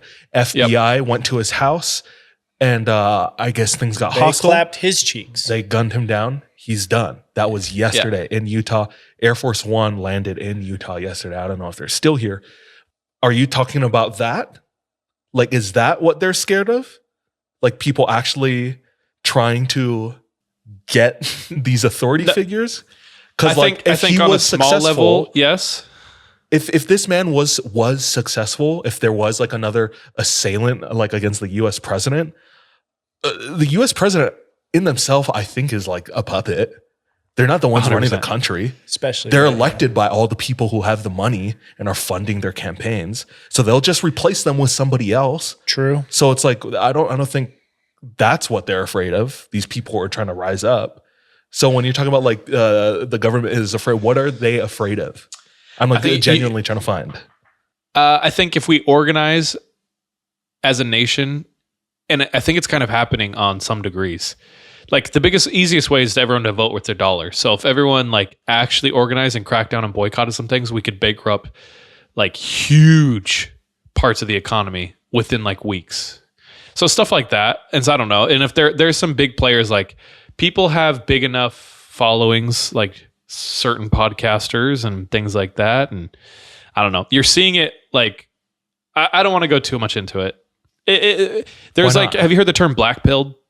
Yeah. So black pilled is kind of like what you're doing right now. It's like, there's no hope. There's no reason to fight. There's no good. It's like, it's already lost. And a lot of people are black pilled. And then there's like white pilled where you're like, no, I believe that there is a way out of this. I'm somewhere in the middle. I'm pretty gray pilled. I think it's going to be hard, but I think it's possible. So I like to still have hope just because I think it's a healthier way to be. look into Vanguard, look into BlackRock, and look into like Citigroup. Not red pilled, dude. We're really already in a simulation anyway, so I don't think I've given up hope. I feel more just like realistic. Like I'm asking, what can we do? I don't know. I think you can vote with your dollar. I think you can be like I said earlier, I think you can focus on your personal and physical health. I think you get not on pharmaceutical drugs. I think you look into like healthy eating, healthy living, and then you help people around you and you build community. I think that's the best thing to start. Best you know what's place funny? to start. I ran out of Adderall yesterday. I know. And then I think it's like after it's been a little rough. Get off social media. Stop listening to stupid ass podcasts. No, I'm just kidding. Don't do that. Don't do that.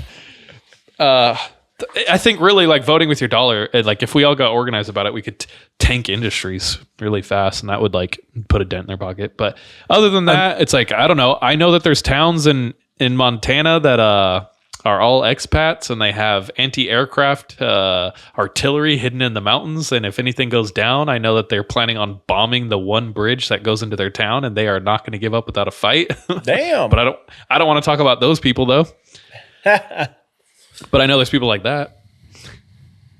Anyway. And then let's say they like what is their I don't know. I guess we're not talking about. I was just going to ask like. What is their ideal world? Good enough points on this. That's why it's like I'm having a hard time articulating. I don't know. I don't know how we fight. I really do think it's like you start with yourself and then it like compounds. Yeah. It's like think for yourself. Realize all the institutions and rules in this life were set up by some idiot. It's like we're all humans. No one has the real answers. So just like I don't know. I really do sometimes get really pissed off. You know the golden rule in Christianity? It's like treat others how you want to be treated. Sure. I think that's like that's my biggest argument for why Christianity is real, because that rule is so good. It's like love others as you love yourself. So it's telling you to love people around you, which is crazy. Love thy enemy. That's a crazy concept. And then it also says love yourself, which I think most of us have a really hard time doing. And I think if you did all three of those things, like if everyone in this world did all three of those things, it's like that's how you'd fix everything. If everyone would just be Christian, brother. Dude. If everyone would just get baptized real quick. Yeah. It is crazy. That's another crazy argument. I was sitting at a family dinner a couple months ago, some extended family, and an uncle of mine was just talking about the reason why the world's so evil is because not everybody's Christian. But see, like those thoughts are like, that's broken thoughts, bro. I was like, this is wild to be sitting here. Dude, there's in no way I share these thoughts, but I legitimately heard someone say like, you know, what like is at the core, the root of all of America is gay people. And I was like, what? They were saying like, that's the root of all the things that are going wrong in America. And I was like, what? Like I did not understand, but they genuinely believed it. And I was like, that's crazy. I mean, that's why I got flooded. God just wants his rainbow back, you know? Give it back. Give it back, DJ. Yeah. So when you're talking about like, that's why Christianity is real, are you talking about like, that's why you're talking about like the idea? Dude, if you want to know how I kind of feel about Christianity and like where I land on it, listen to Duncan Trussell, dude. I think his take on Christianity is the best. We're and, here, like, we're here right now. So paraphrase it for me. Okay. So because I was like, I talk about this. Like, does preface, Christianity hold morality? I don't think so. What do you mean hold morality? Like exclusively hold morality? I don't think so. No. Yeah, I don't think that's what you're saying either. Like morality should stand on its own, you know? Yeah. Like Christianity, Buddhism, Islam, or just like basic human ethics should be just vessels for communicating these principles, you know? Like simple things like don't kill people, you know? Like that's the most, like one of the most simple ones. Don't cause harm. Yeah. You know what I mean? And then love others. Like those practice gratitude. Principles should stand on its own. It's not any church or sect or religion like holds the monopoly for these standards. Yeah. Yeah. So what does Duncan Trussell say? I've said it before. No, Duncan, he's he's studied the Vedic text in Hindi. He's like done retreats with some of the best like meditation. Like he's traveled through religion, and then he's also traveled through psychedelics, and he's just a comedian. He's like a funny, silly guy, but he's so pure in his outlook, and he's so sweet and tender. But anyway, the way he talks about Christianity, I really love it, and it helped. He said things that I've tried to articulate. You know, when you hear someone say something and you're like, I've believed that, and I've been trying for years to say that, and I've never said it that good. Mm-hmm. So he's done that with things. So it's like, for a little context, I grew up Mormon. My whole family grew up Mormon. All of my family's out. Like, none of them are practicing. And some of them are on different scales. When you leave the Mormon church, it's like, usually when you leave the Mormon church, you go really anti, and you're filled with a lot of like resentment and anger towards the church. That is, and then after, somewhat common. I would say that's more likely than not likely. And then after a while, you like become to a place where like you either don't care or you remain pretty bitter the rest of your life. Anyway, so like my family members are all along that scale, from like they just don't practice, they're less active, to like they hate the church, right? And so I don't know. I've talked to a lot of them about these concepts, and I think there is like innate human needs and desires that are met by a system. And I think the Mormon church or Christianity fulfills a lot of those needs if done correctly. For instance, I think it's an innate need in this life to have purpose, a community, and to feel like you're progressing. And I feel like done right, Christianity gives you a platform to do that. I think you said that about any religion. Exactly. So when I say Christianity, insert any religion. And even like amongst atheists, it's like the placebo effect is scientifically provable and real, right? The placebo effect is you believing something, therefore it is real. That's prayer, brother. That's a spell, brother. That's intention, bro. That's the secret. Whatever you want to call it, it's the same thing. You're putting intention out into the world. You're saying a secret spell, or you're praying. It's the same shit. And I think it's good to do that. I think it's good to practice gratitude. So it's like whatever you want to call it. I think if it's deity, Yahweh, God, Joseph Smith, it's like, it's similar, right? The principles of sacrifice and giving things up and having mastery of oneself, I think, are universal principles. The only antithesis to this is the Church of Satan, and the one rule or tenet of the Church of Satan is do as thou wilt, and it's saying just like do whatever the you want. Which like I do think there's also principles and like things you can learn, because like on the mission. Sorry, dude, I'm getting deep. This is crazy. Where the are we? Are we live right now? We're still going. On the mission, I think most missionaries experience parts of their mission where they are perfect to the T, and then parts of the mission where they're kind of like doing as thou will. And I think both are important to teach you perspective, right? Even though Christ said, or someone said, like, it wasn't Christ, sorry. You don't learn how strong a river is by going with it. You learn how strong a river is by going against it. So like that is true, but I also do think you can learn from experiences of going with the river and then choosing to turn around. So it's like, I don't know. I'm going to circle this back in a second. Keep going though.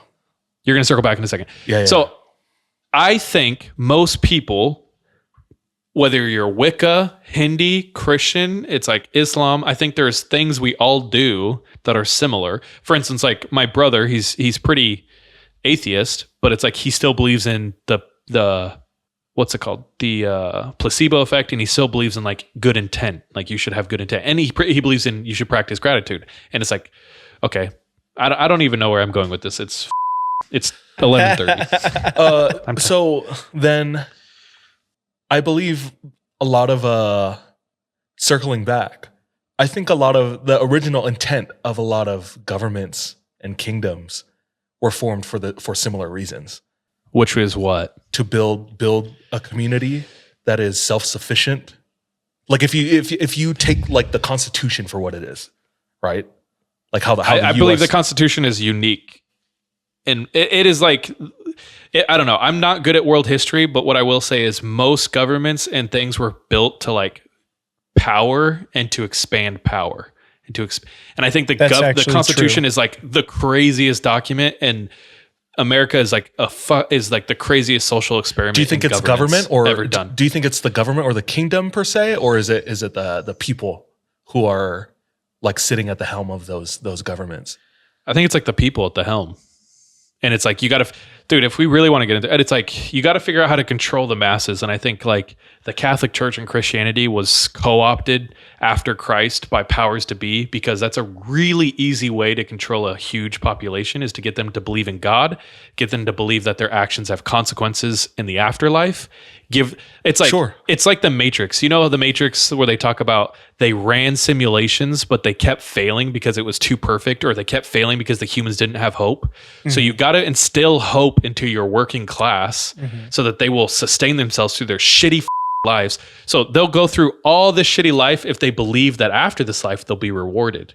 So like Christianity is also, I think, a tool that is used to control, because like we will put up with bullshit in this life if we all believe we're going to go to heaven afterward. So that's why I'm saying, like with you're saying like insert any religion here. I think you could almost at the core insert like even like certain governments. When you look at the original intent and like the standards that they originally established, it's just that people, whether in Christianity or any religion, like or people like any president or tyrant or whatever, like can co-opt and manipulate because there are shitty humans. And that's what I think happened. But yeah, I think at its core, like things there are good people. Like it's a spectrum. There are good people who are trying to forward and push like meaning and purpose in life. I believe that. I don't think I ever said I didn't believe that. I don't think you're saying that either. I don't know. I don't know. Where are we? Yeah, you're right. I guess to answer someone in chat, they said I was being real quiet. I just like listening to everyone's opinions. And to give my opinion as well for you guys, I would say at this point in my life, I'm pretty anti-establishment. And I think people should just be good to other people. That's what I think. It kind of like, to piggyback off that, I think it's like, don't look outside, look within. Inside. Yeah. Yeah. And that's kind of like where I'm at with like, I think a lot of people leave the church, and in our experience, I'm going to talk from our experience because we're all Mormon. We grew up Mormon. It's like, you see so many people who like something happens externally and they decide that's why they leave. But for me, it's like, I don't really give a I have what I like that's working for me. And it's like, because I'm looking in. Do you know what I'm saying? I don't know. No, it makes sense. Yeah. Who doesn't believe that? I think a lot of people. Lot of people. Could you name somebody who doesn't believe to not be a good person? I mean, don't know if there are people who don't believe that. I think that some people are just not aware. Yeah. It's like the one guy who was pretty viral, like video a month or so ago. Is like, everyone's living their own lives. Sometimes they just don't care, or they're not paying attention to other people. I love that guy. You remember that video? Yeah. Don't attach malice to what could be attached to incompetence. Incompetence. Yeah. That's what I think. So how does it get how does it get lost? So I think we get very, very distracted in this life. So you get distracted by your job, you get distracted by the drama, you get distracted by like looking on your phone, death scrolling, doom scrolling, you get distracted by seed oils, our health. I think everything, the propaganda, the news we take in, it's like too much of a good thing as well.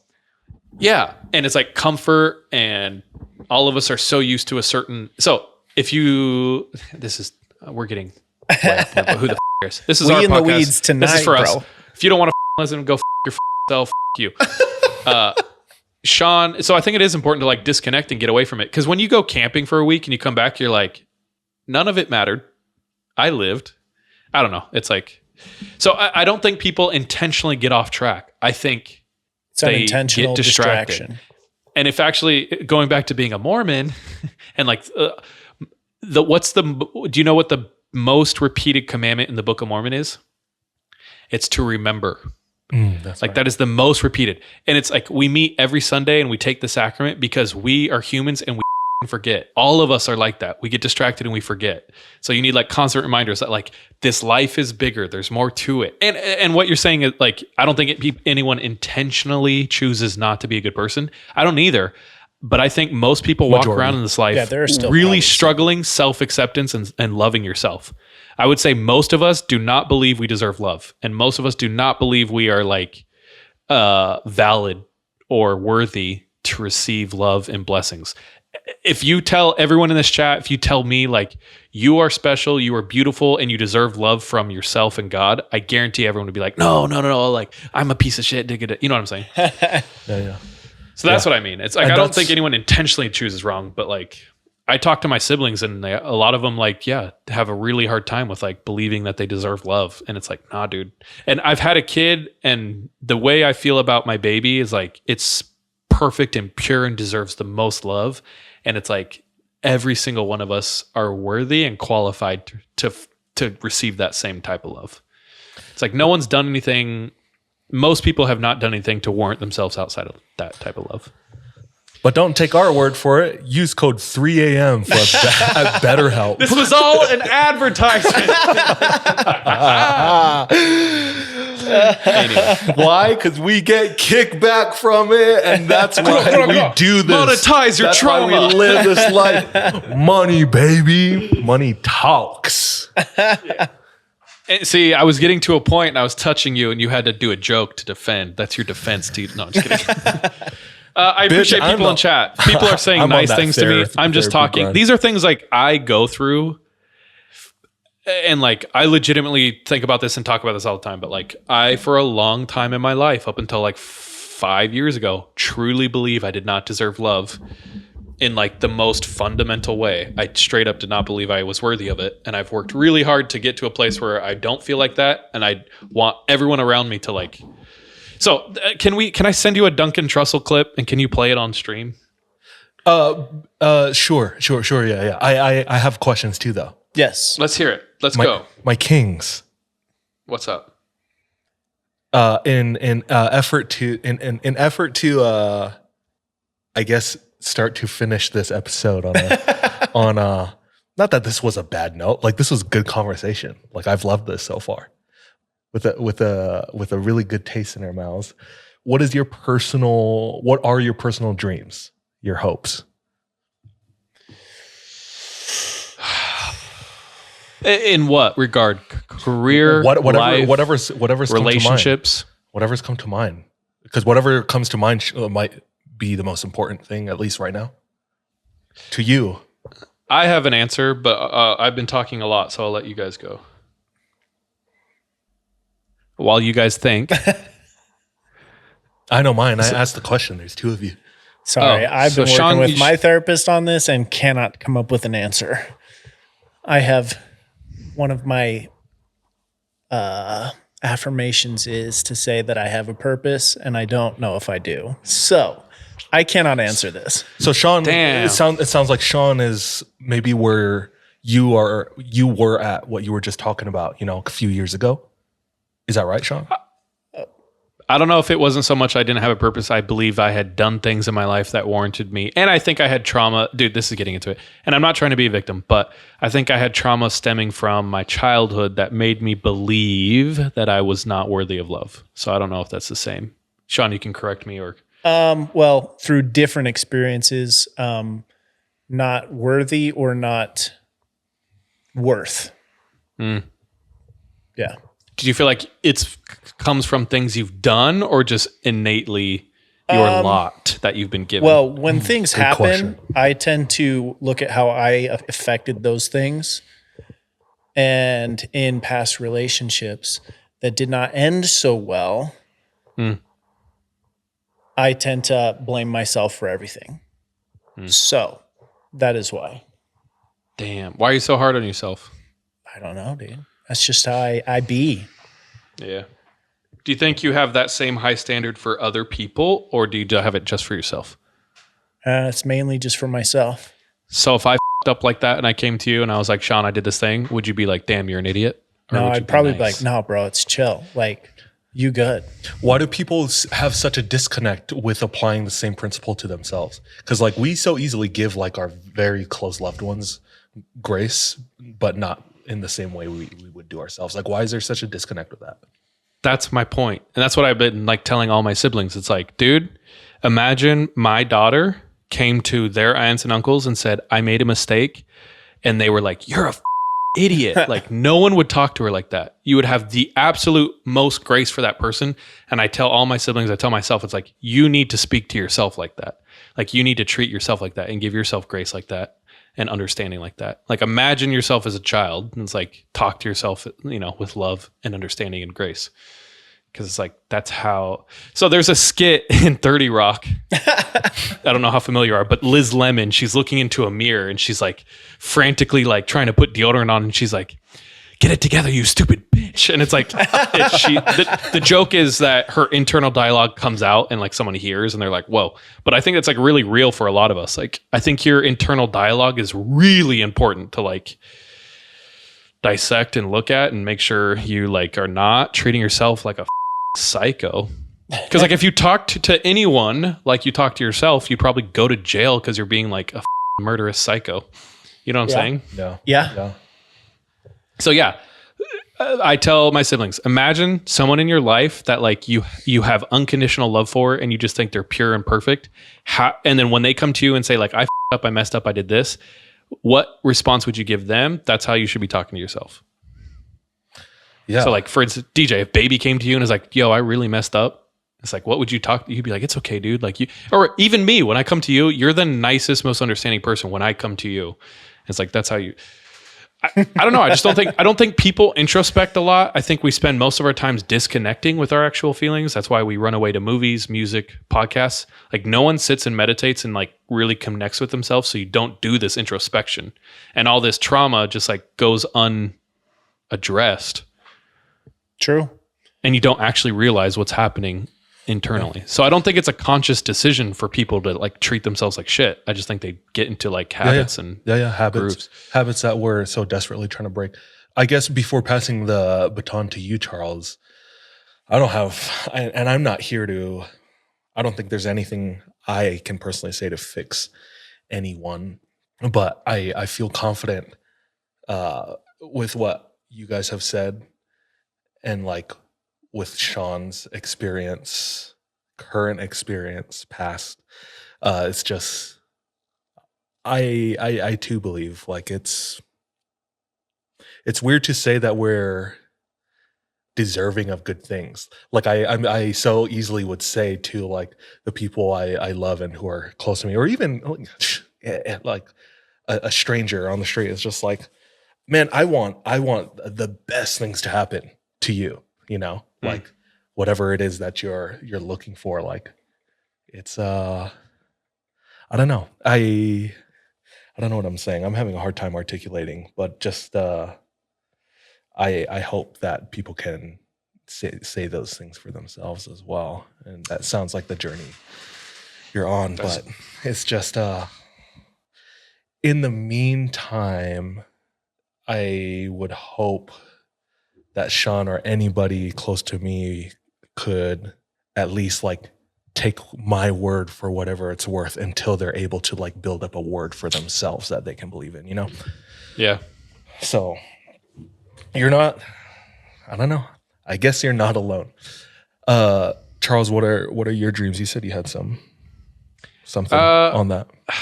Well, what are my dreams?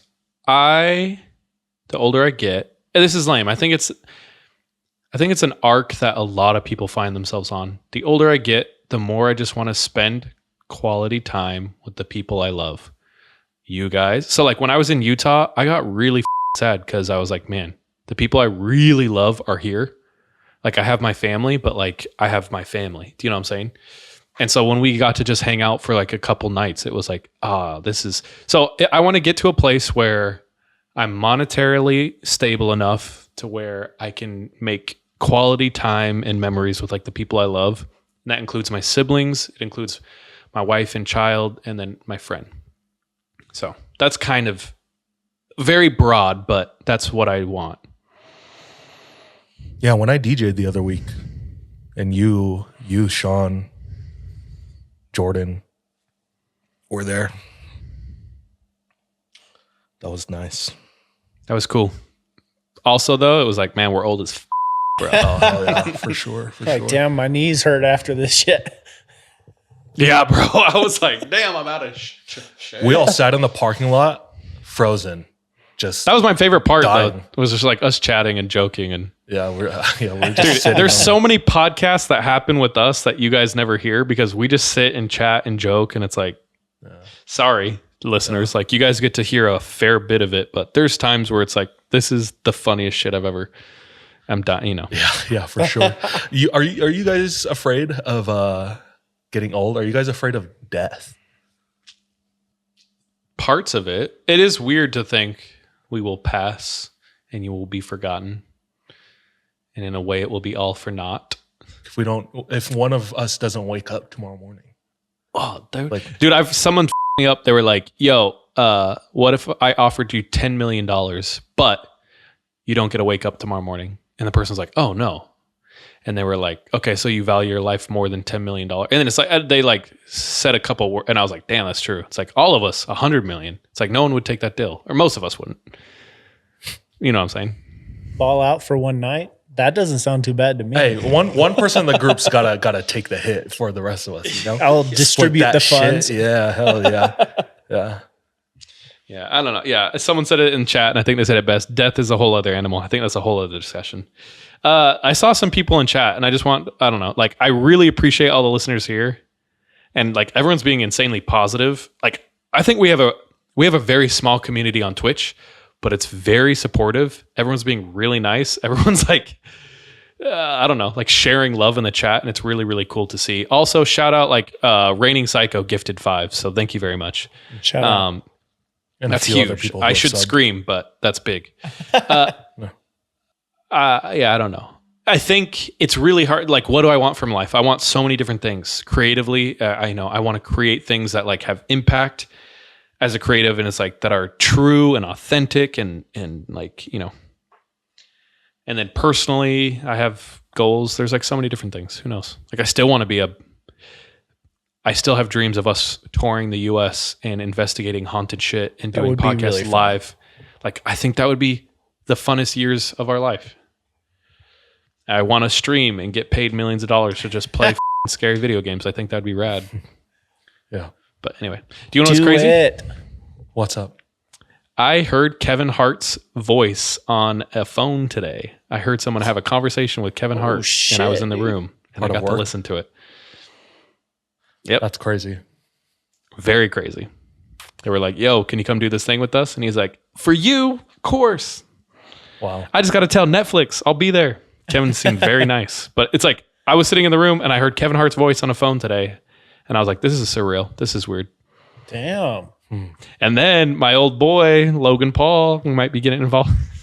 I'm not allowed to say these things. I'm not allowed to say who we're going to work with. But I work for a company who just like leveled up in a big way. And we're going to start working with like headliners. And we're going to start having parties. And like Ludacris is going to perform at our thing. Oh, and then shit. we might have a party at Rick Ross's house. And I might go and film.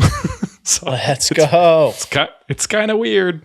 That's wild. Send an I know that- invite, dude. Yeah. I'll try to get the 3AM boys there. We'll tell stories to Rick Ross, bro. Yeah. Bro, do you believe in ghosts? He's like, shout out pears. Shout out all the pair. Anyway, I had a fun episode. I had a fun night. This sums it up. This is Duncan Trussell. He's a comedian. He's a friend of Joe Rogan. He did a series on Netflix called The Midnight Gospel. It's an animated series where he dives into like, he has different podcasts with different people, including his mother who has cancer. And they talk about death and the fact that like he won't see her and how they handled that. And it's like all animated while they're talking about these. And it's like really, I don't know. I really just enjoy his outlook. And I think he's reached a place in his life where he like has love for himself and others. And he's a beautiful human being. Wait till Sean comes back. I'm not gonna play the. I'm not gonna show the video. I'm just gonna do the audio. Okay. Is there That's fine. animation? No. This you're is just good. talking head, right? Yeah. I'm just gonna do. Wait till Sean's ass is back though. Sure. Because Yeah. he needs to hear it after that dick pic fiasco, dude.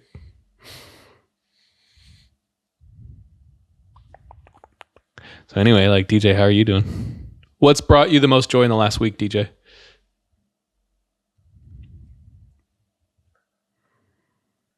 I can't say. Oh, I can't say number one. Number two. Oh, Oh, dude. I have never been on a stream of creative consciousness like I have been so consistently in the last few months in my entire life.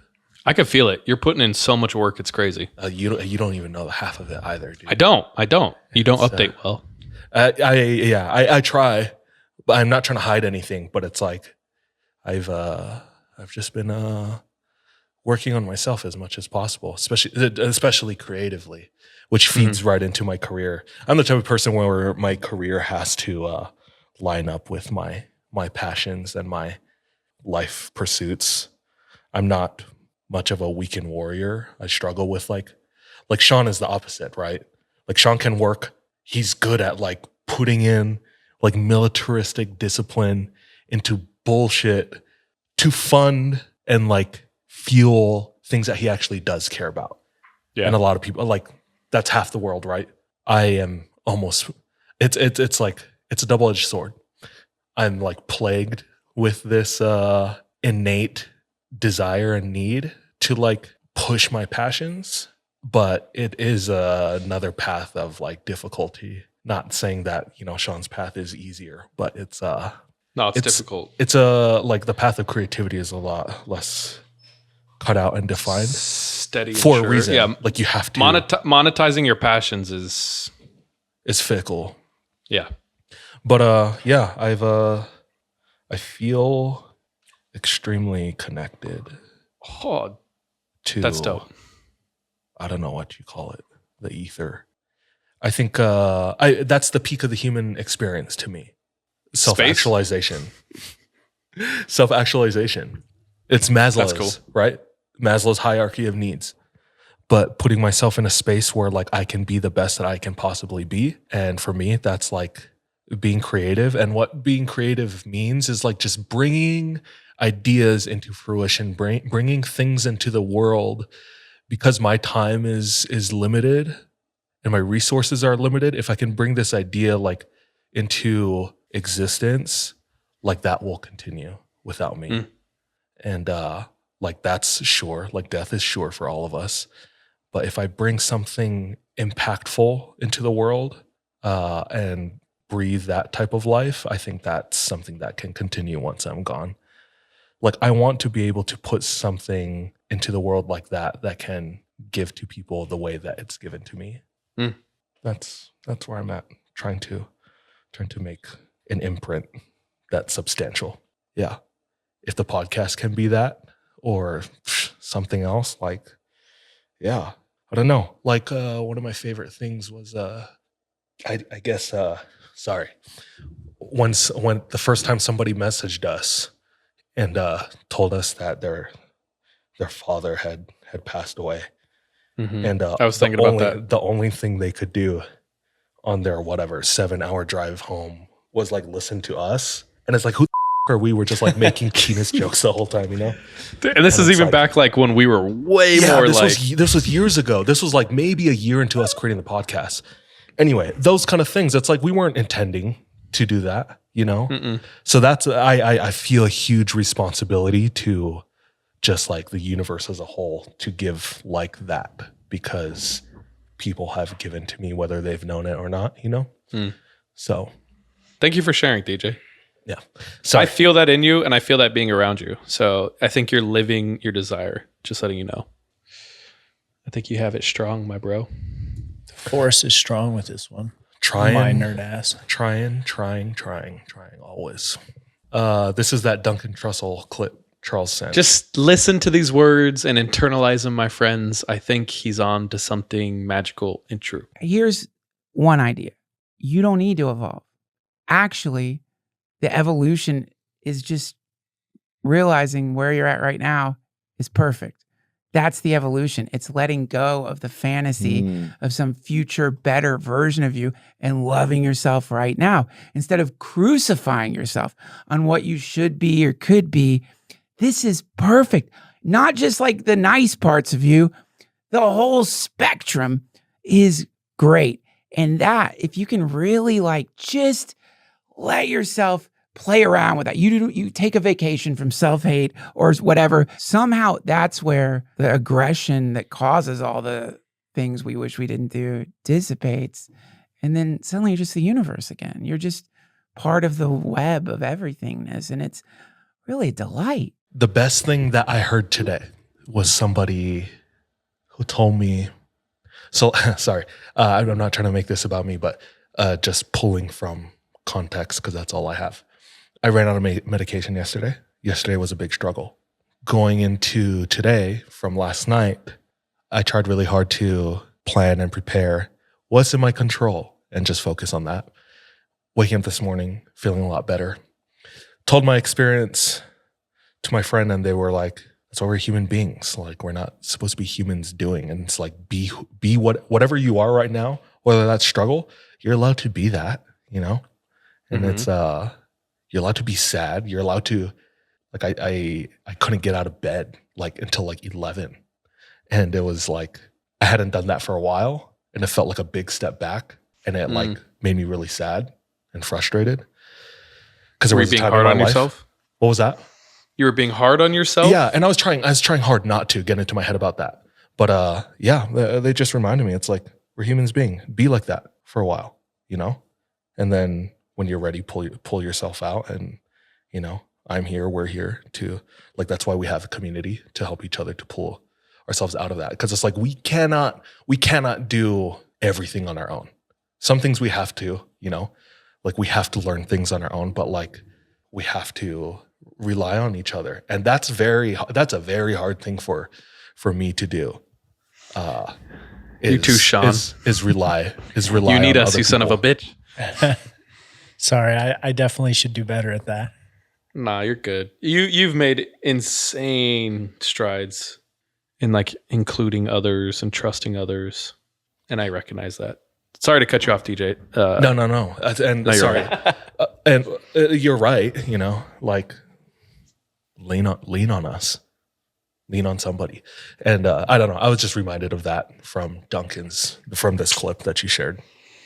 He's the best, dude. I listen to that often. It's just, I love it. Somebody asked a genuine question, what was the moment that clicked for each of you? That each had that moment of going down the right path? I don't know if I'm going down the right path. What's the right What path, is the right dude? path? I think, it's like, I think it's more so just, this is like, I'm starting to think of like absolute and relative truth. I legitimately was talking to my therapist about this because they were asking me about purpose. And I don't know if I have a path. My path is just be happy where I am. And so that's my clicking moment. Like, same with the purpose. I don't know if I have one, and I'm okay with that. My purpose is to be who I am right now and make the most of it. Did you think you had a bigger purpose? Well, that you're yeah. unfulfilling? I mean, the way we're raised Yeah. in Mormon religion, like you're taught that you have these things you have to be doing and hitting and being, and that was never me. And I'm okay with that. But it was something I had to learn to be okay with. Yeah. Because like always in the back of my mind, it's I should have been someone else that I'm not, when I'm more happy with who I am. I dig that. I love that. So like aliens. We started with dick pics, guys. Yeah, What are dude, they? this episode we did not plan, but I think it's an insanely good case study of what 3 a.m. is. It's like, yeah, we started dicks. This was us sitting on the curb after the Shitting on an Indian family. dance. Fat aliens, shaming, face peelers, red pilling, black pilling. conspiracies. This therapy is the real session. 3 a.m. Yeah, for real. We need to update our like show description. Yeah. Cool. Cool. Proud of y'all. Neat. I'm proud of you guys too. Super. Shit. Nice. pretty neat. Do you know what's something I'm learning more and more? And I've already said this, but everyone is faking it. No one's actually a professional. It's like, I don't know. In a career, it's like everyone's just doing what they think is right. I don't know. It's like you kind of think everyone has it all figured out, and then like you start to see like everyone's just dumb, dude. Isn't that crazy? Go be dumb with them. It's fine. Yeah, who cares? Everyone's a little dumb. It is. Isn't it crazy you're a parent now? And when growing up, like the idea of that was so foreign and distant and unimaginable. And like parents are such like a big figure, whether they were shitty or good. They have it all figured out. Like they know what they're doing. Yeah, they're just like, have the oh answers. yeah, they know what they're doing. I guess I think it feels like I know what they're doing, and then now you're a parent, Charles, bro. Do you know what you're doing? and you don't know what the hell you're doing. No, I think you do to the point where it's like I'm gonna do my best to protect my best and provide and to provide physically, but also emotionally the best chance for this child to like. And it's like, I don't think you can go too wrong outside of that, but like individual choices of like, should I be this or that, or, no, you don't. You're just getting through each day. I don't say that in a condescending way. And the way you penned that was perfect. And that's, I think the best you can do is the best you can do. Yeah. But like, whether your capacity is 20% today or 80%, it's like, if I can give like 100% of that 80% or 100% of that 20%, then that's it, like that's living my best life. Crazy. I'm kind of rambling at this point. Sorry. Yeah, me too. Let's wrap this shit up. Let's leave these people wanting more. I know. That's our Shut tactic. up, bro. Shut up. Stop talking. What do you mean? I'm talking to myself. I was like, no, that's the tactic, dude. Let's leave it while it's hot. Guys, thank you so much for coming and listening to 3 a.m. 3-a-p, dude. 3-a-p sessions. That's a play on therapy. Lean into it, DJ. DJ's like, you gotta lean into it. This was great. Branding. This was great. This truly was great. I enjoyed this. Me too. It's funny. I think it's just because Sean moved out, you moved to Florida. So many. We haven't talked. We're just like forever. We're just like catching up. Yeah. With an audience. So audience, thanks for being with us. We're very grateful to have you. When are we streaming next? Sunday. Cool. Perfect. I'm excited. We'll see you guys in a few days. Charles might see you a little sooner, but we love y'all. Sure. Bye. Love you. Be safe. Trust your gut and watch your back. Be careful out there, especially when sending the news. Dude, I cannot believe your peen got leaked, dog. Bro, there's some lucky few people out there. Yeah, dude.